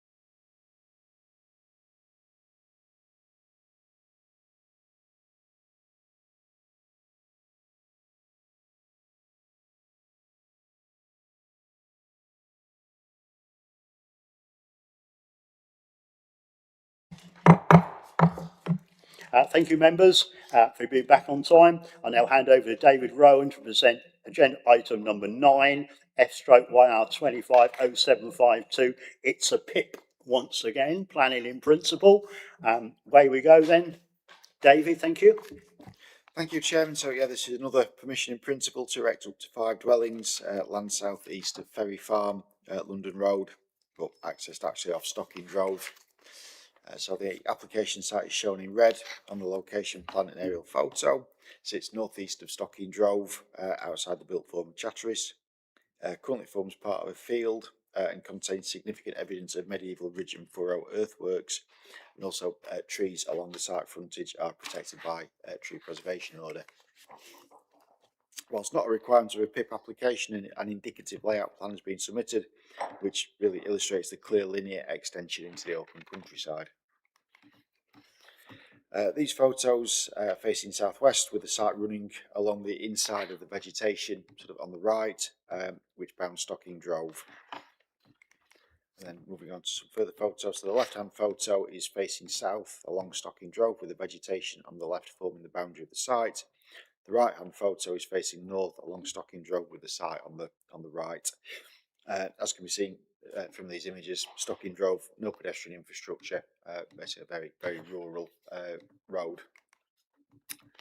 So the nearest pedestrian infrastructure is on London Road itself, to the west of the site, and then these photos show the junction of Stocking Drove and London Road, along with the nature of the footpath along London Road towards Chatteris.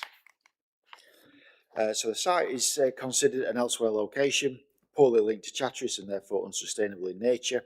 Additionally, development of this site would, in principle, have an adverse impact on the character and appearance of the area. The application contains no assessment of the impact of the development on the archaeological asset within the site, and as such, the principle of developing the site in terms of location has not been demonstrated to be acceptable in this regard. The site is also within an identified sand and gravel safeguarding area in the Minerals and Waste Plan, and again, no information has been submitted in this regard.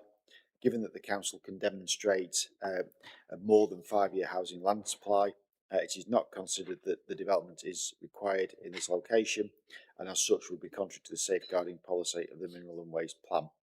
The recommendation is therefore to refuse, as set out within the committee report. Thank you, Chairman.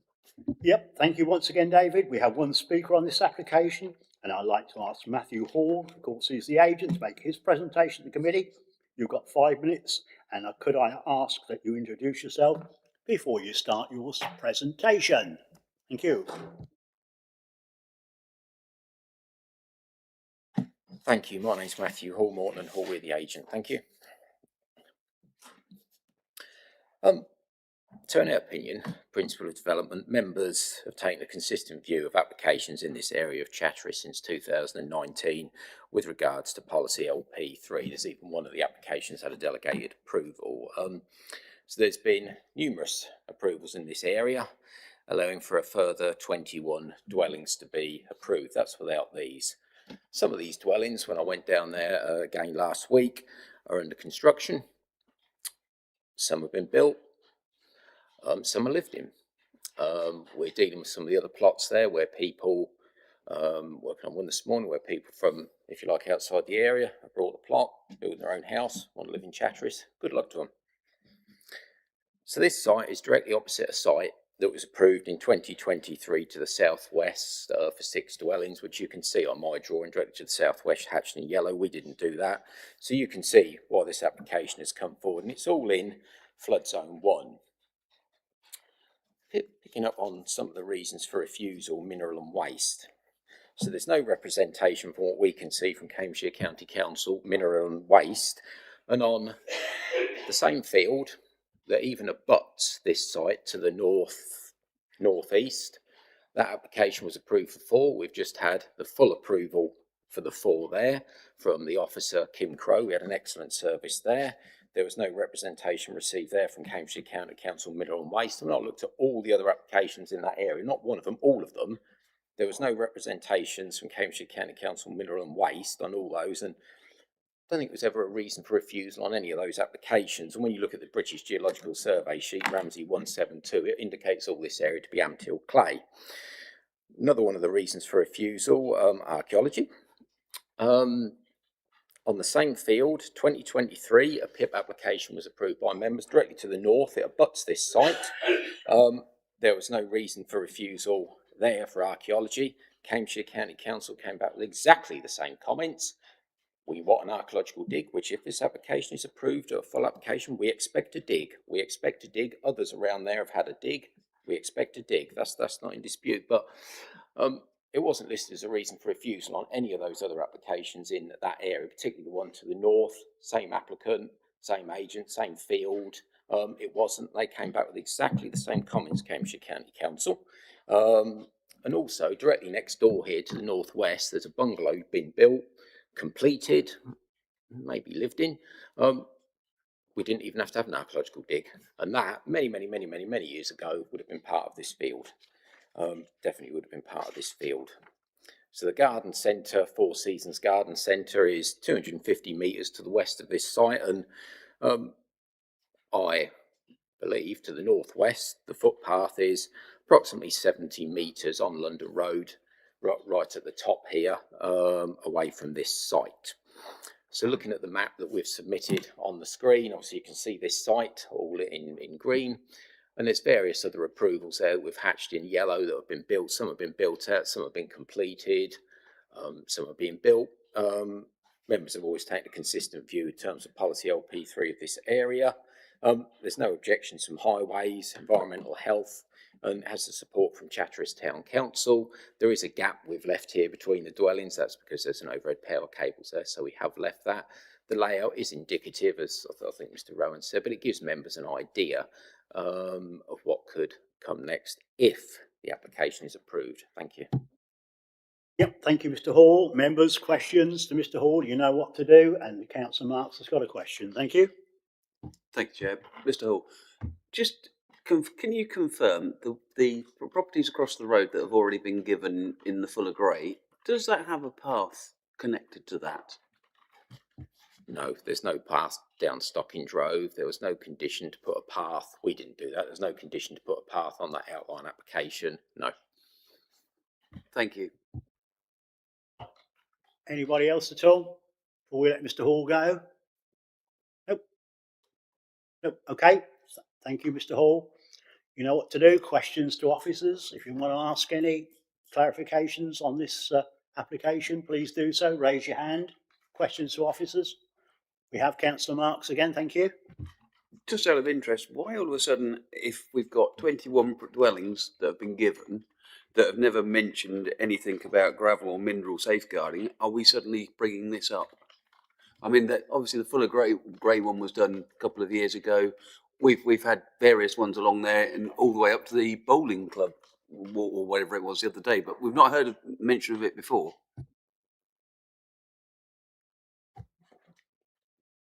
David. Through you, Chairman. I think it's an assessment of the application that's brought that up as an issue. Whether it should have been assessed previously, maybe an argument for that. That's the assessment on this application. To some extent, each application on its own sort of considerations. So just to confirm, we've got PIP application on the same field, just around the corner, which has got the same plough, whatever, would have had the same issues there, but we didn't have, and we've passed that, and we didn't mention minerals at that point, but now we're bringing in minerals on this one, which is 2 years on or whatever from the last one. Through you, Chairman, yes. Yes, that's the answer. Anybody else at all? Questions to officers? No, we're all looking pretty happy with that then. So, thank you, officers, for just answering that question. Now I'd like to invite members to debate the item with respect to material considerations and ask officers any question relevant to the application. If you'd like to speak, raise your hand. So we're in debate. Councillor Marks. I think the word is consistency. It seems strange that we've got an application now regarding minerals, which is on the same field, and also we would have had the added problems of the plough, whatever we referred to as well, on the same field. What's changed within the 2 years? Point. Anybody else in debate? Councillor Murphy, Chatteris councillor, please. Yes, thank you very much, Well, actually, I think to this one, nothing to do with the minerals or anything like that you've just been talking about, but I've gone with all the applications there and proved them all down there because they've all been linear on the roadside of London Road down to Ferry Hill. Now, this is a turning off down a, well, I wouldn't call it a road, it's Stockings Road, which I call a dirt track anyway. And this is a fair way down on your left-hand side as you're going out of Chatteris, and it's going out into the countryside.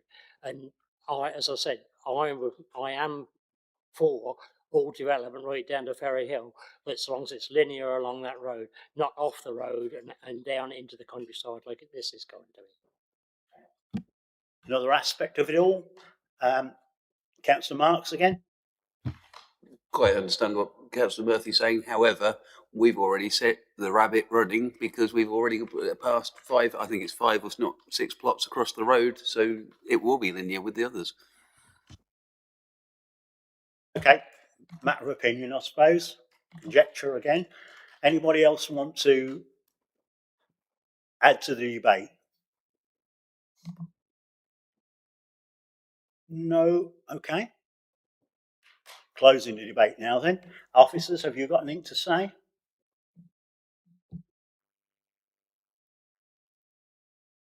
Through you, Chairman, nothing particularly to add to the report, thank you. It's quick then. Right, so do I have a proposer to go with officers' recommendation to refuse planning permission? Looking to refuse, Councillor Murphy. So we have Councillor Murphy looking to refuse this application. Have you got a seconder? Councillor French? Okay. So we've got a proposal to go with officer recommendation to refuse this application, proposed by Councillor Murphy, seconded by Councillor French. Can I have a show of hands on that? 3 votes, Chairman. Those against, those who are different. 4 votes, Chairman. So that proposal has failed. So I'm looking for another one, and for the reasons for doing so. Has anybody got want to propose it? Councillor Marks, and please, for the reasons of doing so. I love doing the reasons. So anyway, it's a PIP application. I believe we have to be consistent on what we've previously already done along there. I don't believe. Okay, we say it's an elsewhere location, but I think with what we've already got there, it's almost becoming not an elsewhere location for the reasoning being there's 21 properties we've already given within the last sort of like 3 or 4 years. It's not supported by a heritage asset within the site. Well, that can be undertaken, I'm sure, with a condition. Oh, you can't condition the PIP, so, but I'm sure we can somehow come up with that. The application is not considered to be suitably linked. It is located about 700 metres from the edge of Chatteris.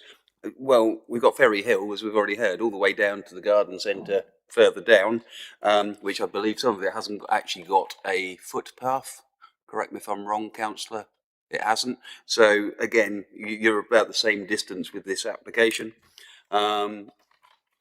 Yeah, and the sand and gravel, well, I'm sure that will take part, as we haven't had that brought in previously on any other application, and I'm sure that can be demonstrated either way.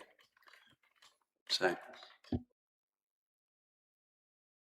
Consistency is the one. So anyway, so I'm going to move on quickly. Councillor Mark, I've got a proposal to go against officer recommendation to approve this application with the reasons for doing so. I just need a seconder. Sorry, before that, Stephen. Thank you.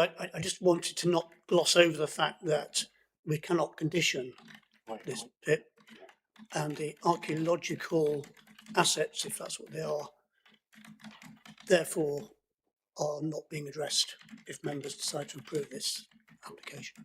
Okay. Sorry, Stephen, but we've already seen, and we can demonstrate, literally across the road. So the archaeological, I would very much doubt, stops at a road either way. So, and that didn't, I don't believe, had to have one, and the same at the top. And if it does have to have one, surely that could be put forward as well. Sorry. Through you, Chairman. I mean, I think in terms of the the site to the, trying to get my bearings, to the north here, which I think Mr. Hall referred to. My recollection of that site was that it was domestic garden rather than a field. Now clearly domestic garden. The one to the left. No, the one to the top side on the.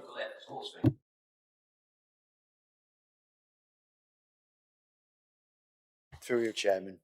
So this site here, my recollection is that was a domestic garden, which would obviously have a very different, a different history, different form, and probably would have had any of the archaeological remains effectively kind of obliterated by the domestic use.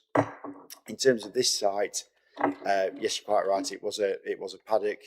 I can't recall any archaeological issues being raised on that one, but clearly we're looking at a different field that's been used differently in the past, and ultimately the advice we're getting from the County Council's archaeological team is that the remains that are in there are of a particularly good quality for this part of Cambridgeshire and therefore have value as a heritage asset. Thank you, Chairman. That's debatable. But Okay. sorry if I can come back on that, but we're hearing that. Have they actually been out and had a look at it? I don't, or is this yet another desktop survey where we come up a bit like the highways? They look and think, oh, well, there might be something there, and this is going to hold up building.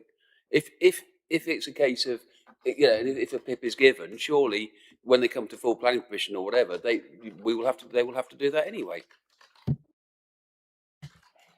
Thank you, Chairman. I think we have to understand and think back to some extent what the point of a PIP is. The idea of a PIP is that in some instances, sites will be able to relatively easily be given the principal permission. The idea is that it's such a high level thing on sites, have no constraints, no difficulties, no issues, that you can't require conditions, etc. What that then means is that some sites will naturally have some level of constraints that means that they don't fit appropriately with being granted a PIP. In those instances, the correct approach would be an outline application or form if they wish, but unfortunately there are challenges in some types of development and some types of sites where it is, for example, it's basically impossible in Essex to get a PIP because of the way that they deal with a certain type of ecological issue with their needs Section 106 agreement. So for that reason, as an Essex planner, you don't basically come across PIPs because they legally cannot be granted, and appeals are dismissed numerously times for this. There are some constraints that will mean that it's almost impossible to grant PIPs in certain locations because, as Stephen said, matters need to be considered at the right stage, and where some instances, because of the process, makes it very hard to do it with a PIP. And I think this is just one of those instances. Archaeology have raised it. They're the consultees. They are the specialists on this. Members would have to have some sort of reasoning to think that it wasn't relevant for this, other than the fact that on a different site it wasn't needed because no one expected to find it was under a car park in Leicester. Reality is we don't know what's there until it's assessed, and archaeology have flagged this up as being primary importance. And once historical assets are destroyed, they are gone forever. Thank you, Chairman. You want to come, Councillor Benny? Surely an archaeological dig would come up in a later application, whether that's a full application or an outline. So therefore, that can be addressed later on. Planning in principle is this land suitable to build on? And that's where we are with it. That's definitely where we are. That's what planning in principle means. Is that land fit for the building of 5 houses? Yeah, that can come back at a later. That can come back at a later date, can't it? Good. I mean, if we never get another application, it will be immaterial. And if we get maybe an outline or probably a full application come in, then at that point an archaeological survey can be conducted then. Yeah, that's fair enough to me. I think that's fair. Through you, Chairman. I think in terms of Councillor Benny's point about if a further application comes in terms of an outline application or even a full application, that's a different application further down the line, which would be assessed on the basis of the information submitted at that point in time. What we've got here is a PIP application that essentially should just be a case of a red line round a field or a piece of land, and yes, that fits in with the settlement hierarchy, and you can grant permission in principle on it, yes or no. Whereas what we're kind of getting into here are potentially more technical matters which without the understanding that those technical matters can be appropriately addressed at a later stage, we shouldn't be actually granting the permission in principle, because if those matters can't be addressed, we've granted permission in principle on the location of the site erroneously. Sorry, David, but surely when they come back in as either full planning or whatever, those issues will then be taken into consideration. We are being asked today, do we feel that is suitable to build on? That's what we're being asked. I look at that plan as a person, and I've sat on various committees here, and I can say I have given, yes, I have voted for most of those, if not all of those, over a period of time. Why all of a sudden, because of what, suddenly heritage has suddenly come up, and then also minerals and all the rest of it, do I feel as a councillor that is suitable to build on? Yes, I do. Then the next level is when it comes in for full planning, then those questions will, those conditions or whatever will have to be met. Through Chairman, to come back on Councillor Marks' point, I think that's the issue that we're referencing, is that we don't know whether it's acceptable to build on, because we don't know what exactly is in the ground. We don't know what the actual overall significance of these heritage assets is. If we've got a full planning application or an outline planning application that you could condition that, or that you've actually got that information up front, you can make that decision. When you've granted permission in principle, you've accepted the principle of the site being built on. And the danger is that then when the further application comes in and it indicates that this is a massively significant heritage asset, effectively we've said, yes, you can build on it. That's the situation. Sorry, Councillor Marks, you can pull a face at me, which I think is highly disrespectful. But or you can sort of listen to the professional advice that we're trying to give to you, which is that when you've got a lack of understanding about whether ultimately the principle of developing a site or not is acceptable, you shouldn't really be granting permission in principle. Councillor Bennett's waiting impatiently there. You've got something to say? Yeah. But you could have an outline application, and you'd still have to have an archaeological dig for that. Yeah. But until you find something, some archaeological digs find things, some don't. I mean, we're looking at this as land. If you take that down to Ferry Hill, you're a mile away from Ferry Hill, which is in the bottom of Ferry Hill. It says Chatteris, Fenland. Chatteris 1 or 2 miles. I can't remember. I don't have a signpost down there. But it's certainly Chatteris begins there. This is Chatteris postcode. This is part of Chatteris. I consider it as such. Is this land suitable to build on? Absolutely, it is. Yeah, as Councillor Marks says, we have got to be consistent, and I agree with that. So you can come back once more, and I think we are ready. I just think I understand consistency, but firstly, these are PIPs, so there's not material considerations in the determination of these applications. What I would say is obviously each application, as we all know, is termed on its own merits. Yeah. This has comments from archaeology which the others do not have. Therefore, the fact that other schemes may have been allowed without this being an issue is because archaeology, who assessed all our applications, we don't practically reach out to them, has found this to be potentially an issue. That is significantly different set of circumstances to any other application, because archaeology didn't raise this as an issue. And all I can echo is the point that the idea of PIPs is that it is, as David said, almost a map with a red ring round it, and that's all we have to worry about. And if there's anything above that level of consideration, it should not be a PIP application. And this, because of the archaeology issues, irrespective of anything else, has a level of consideration that steps beyond the base core principles of what we can and can't look at as a PIP. This application such as this should be submitted as outline, and that's the reality of it. And I think generally at Fenland we have experienced a growth of PIPs and maybe a leaning more and more into submissions of PIP applications that should not be PIPs, that are lacking detail, that are getting onto the borderlines of whether or not they fall within the remit. And I would suggest that this application, just because of the ecology alone, steps across that line. And members, that is the reality of it. And my suggestion is that, irrespective of anything else, this should be an outline application, not a PIP, so that we can control and ensure that we don't make decisions that don't take into account the issues we need to. Thank you, Chair. Okay, I think we've done that. So we had one proposal and that's failed. We need another one now. Did Councillor Marks, did you make it? Sorry? I know you have. Do you want to, after all, I was going to say to you, after all the, you want to carry on with your proposal? For consistency, I would like to continue with what I've already said. That's fine. That's what I was going to ask you. Have you got? You're going to second it, okay? So we've got a proposal to go against officer recommendation to approve this application, proposed by Councillor Marks, seconded by Councillor Benny. Can I have a show of hands on that? 4 votes, Chair. Those against? So that application has been approved. Thank you.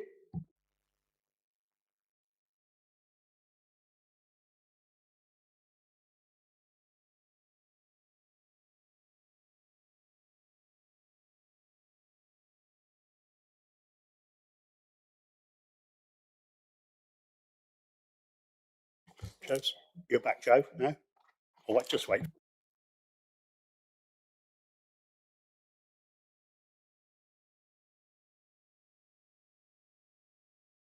Right.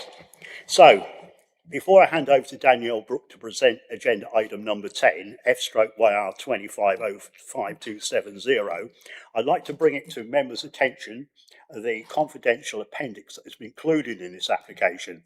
In the interests of openness and transparency that we all like, we would wish to continue with considering the application in the public domain, but if members feel it's necessary to debate this confidential appendix in detail, it will be necessary to go into confidential session.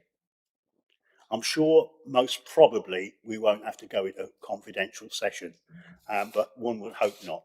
So this is just to make members aware of that's the facts. So Danielle, would you like to start? Thank you. Thank you, Chair. So my name is Danielle Brooke. I'm a Senior Development Officer here at Fenland District Council. This proposal seeks full planning permission for the siting of a total of 6 static caravans and 6 touring caravans and conversion of a stable block to a day room at Cedar Rose Stables on Horsemoor Road in Wimblington. The proposal is essentially an extension to an existing authorised site comprising 3 statics and 3 tourers. The application site is edged in red on the location plan and aerial photo as shown. The rear area of the site includes 3 pitches, each comprising a mobile home and tourer with parking and turning that was approved in July 22 under 210713F. A stable block is located to the northeast corner of the site, which was approved for recreational horse stabling under 190497F. The front area of the site is currently paddock land, which is used as private recreation land by the occupiers of the site. The wider area comprises a number of additional travel pitches, including land immediately east and west of the application site.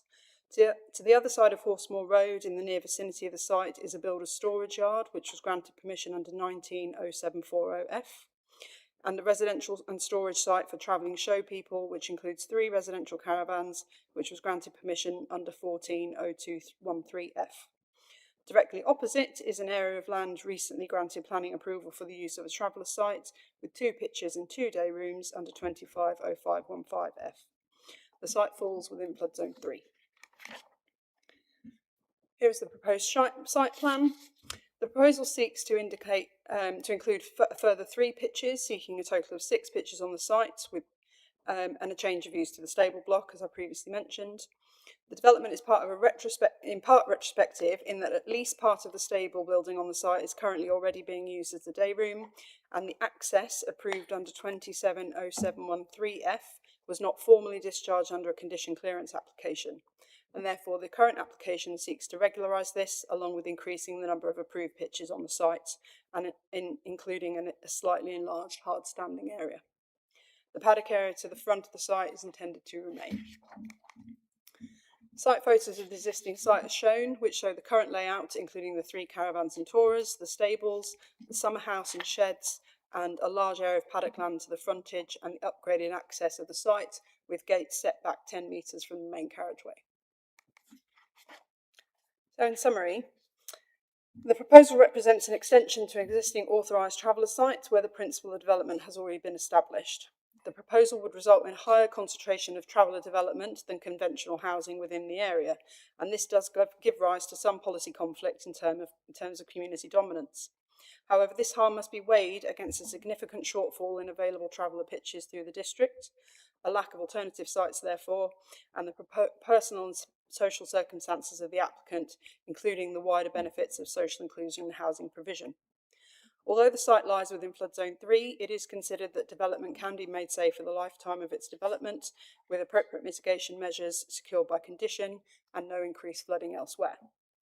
The officers are satisfied that the scheme is acceptable in terms of its impact on character and appearance, and that the level of traffic generated will not result in severe highway impacts. On balance, therefore, despite the identified policy conflicts, it is considered that the benefits of the scheme outweigh the harm, and therefore it is recommended for approval. Right, thank you, Daniel. Just to remind members, when we go into debate, which we will do very shortly because we've got no speakers, if any member is minded to go into want to ask any questions in confidential report, we'll have to close the YouTube down, and then obviously it can go ahead through obviously transparency and all the rest, but be mindful of that. Okay. So, as I said, there's no speakers. So now I'd like to invite members to debate the item in respect to material considerations and ask officers any questions relevant. If you'd like to speak, please raise your hand. So we're in debate. Who wants to speak about it? Councillor Benny. Yeah, thank you, Chairman. I mean, I've had a look at the confidential part. I don't see any point in going into that today. This is a policy compliant application. Travellers all need somewhere to live. I've always supported traveller applications where they are, and I see this as no different. You know, having children and grandchildren, and they all need homes to live in. If that's how travellers live their life, then we should be supporting it. I see nothing wrong with this, and this application, I will be supporting it. I think the officers got this one right today. Okay, Councillor French. Yeah, I totally agree with Councillor. I'm quite happy to second that if that was a proposal.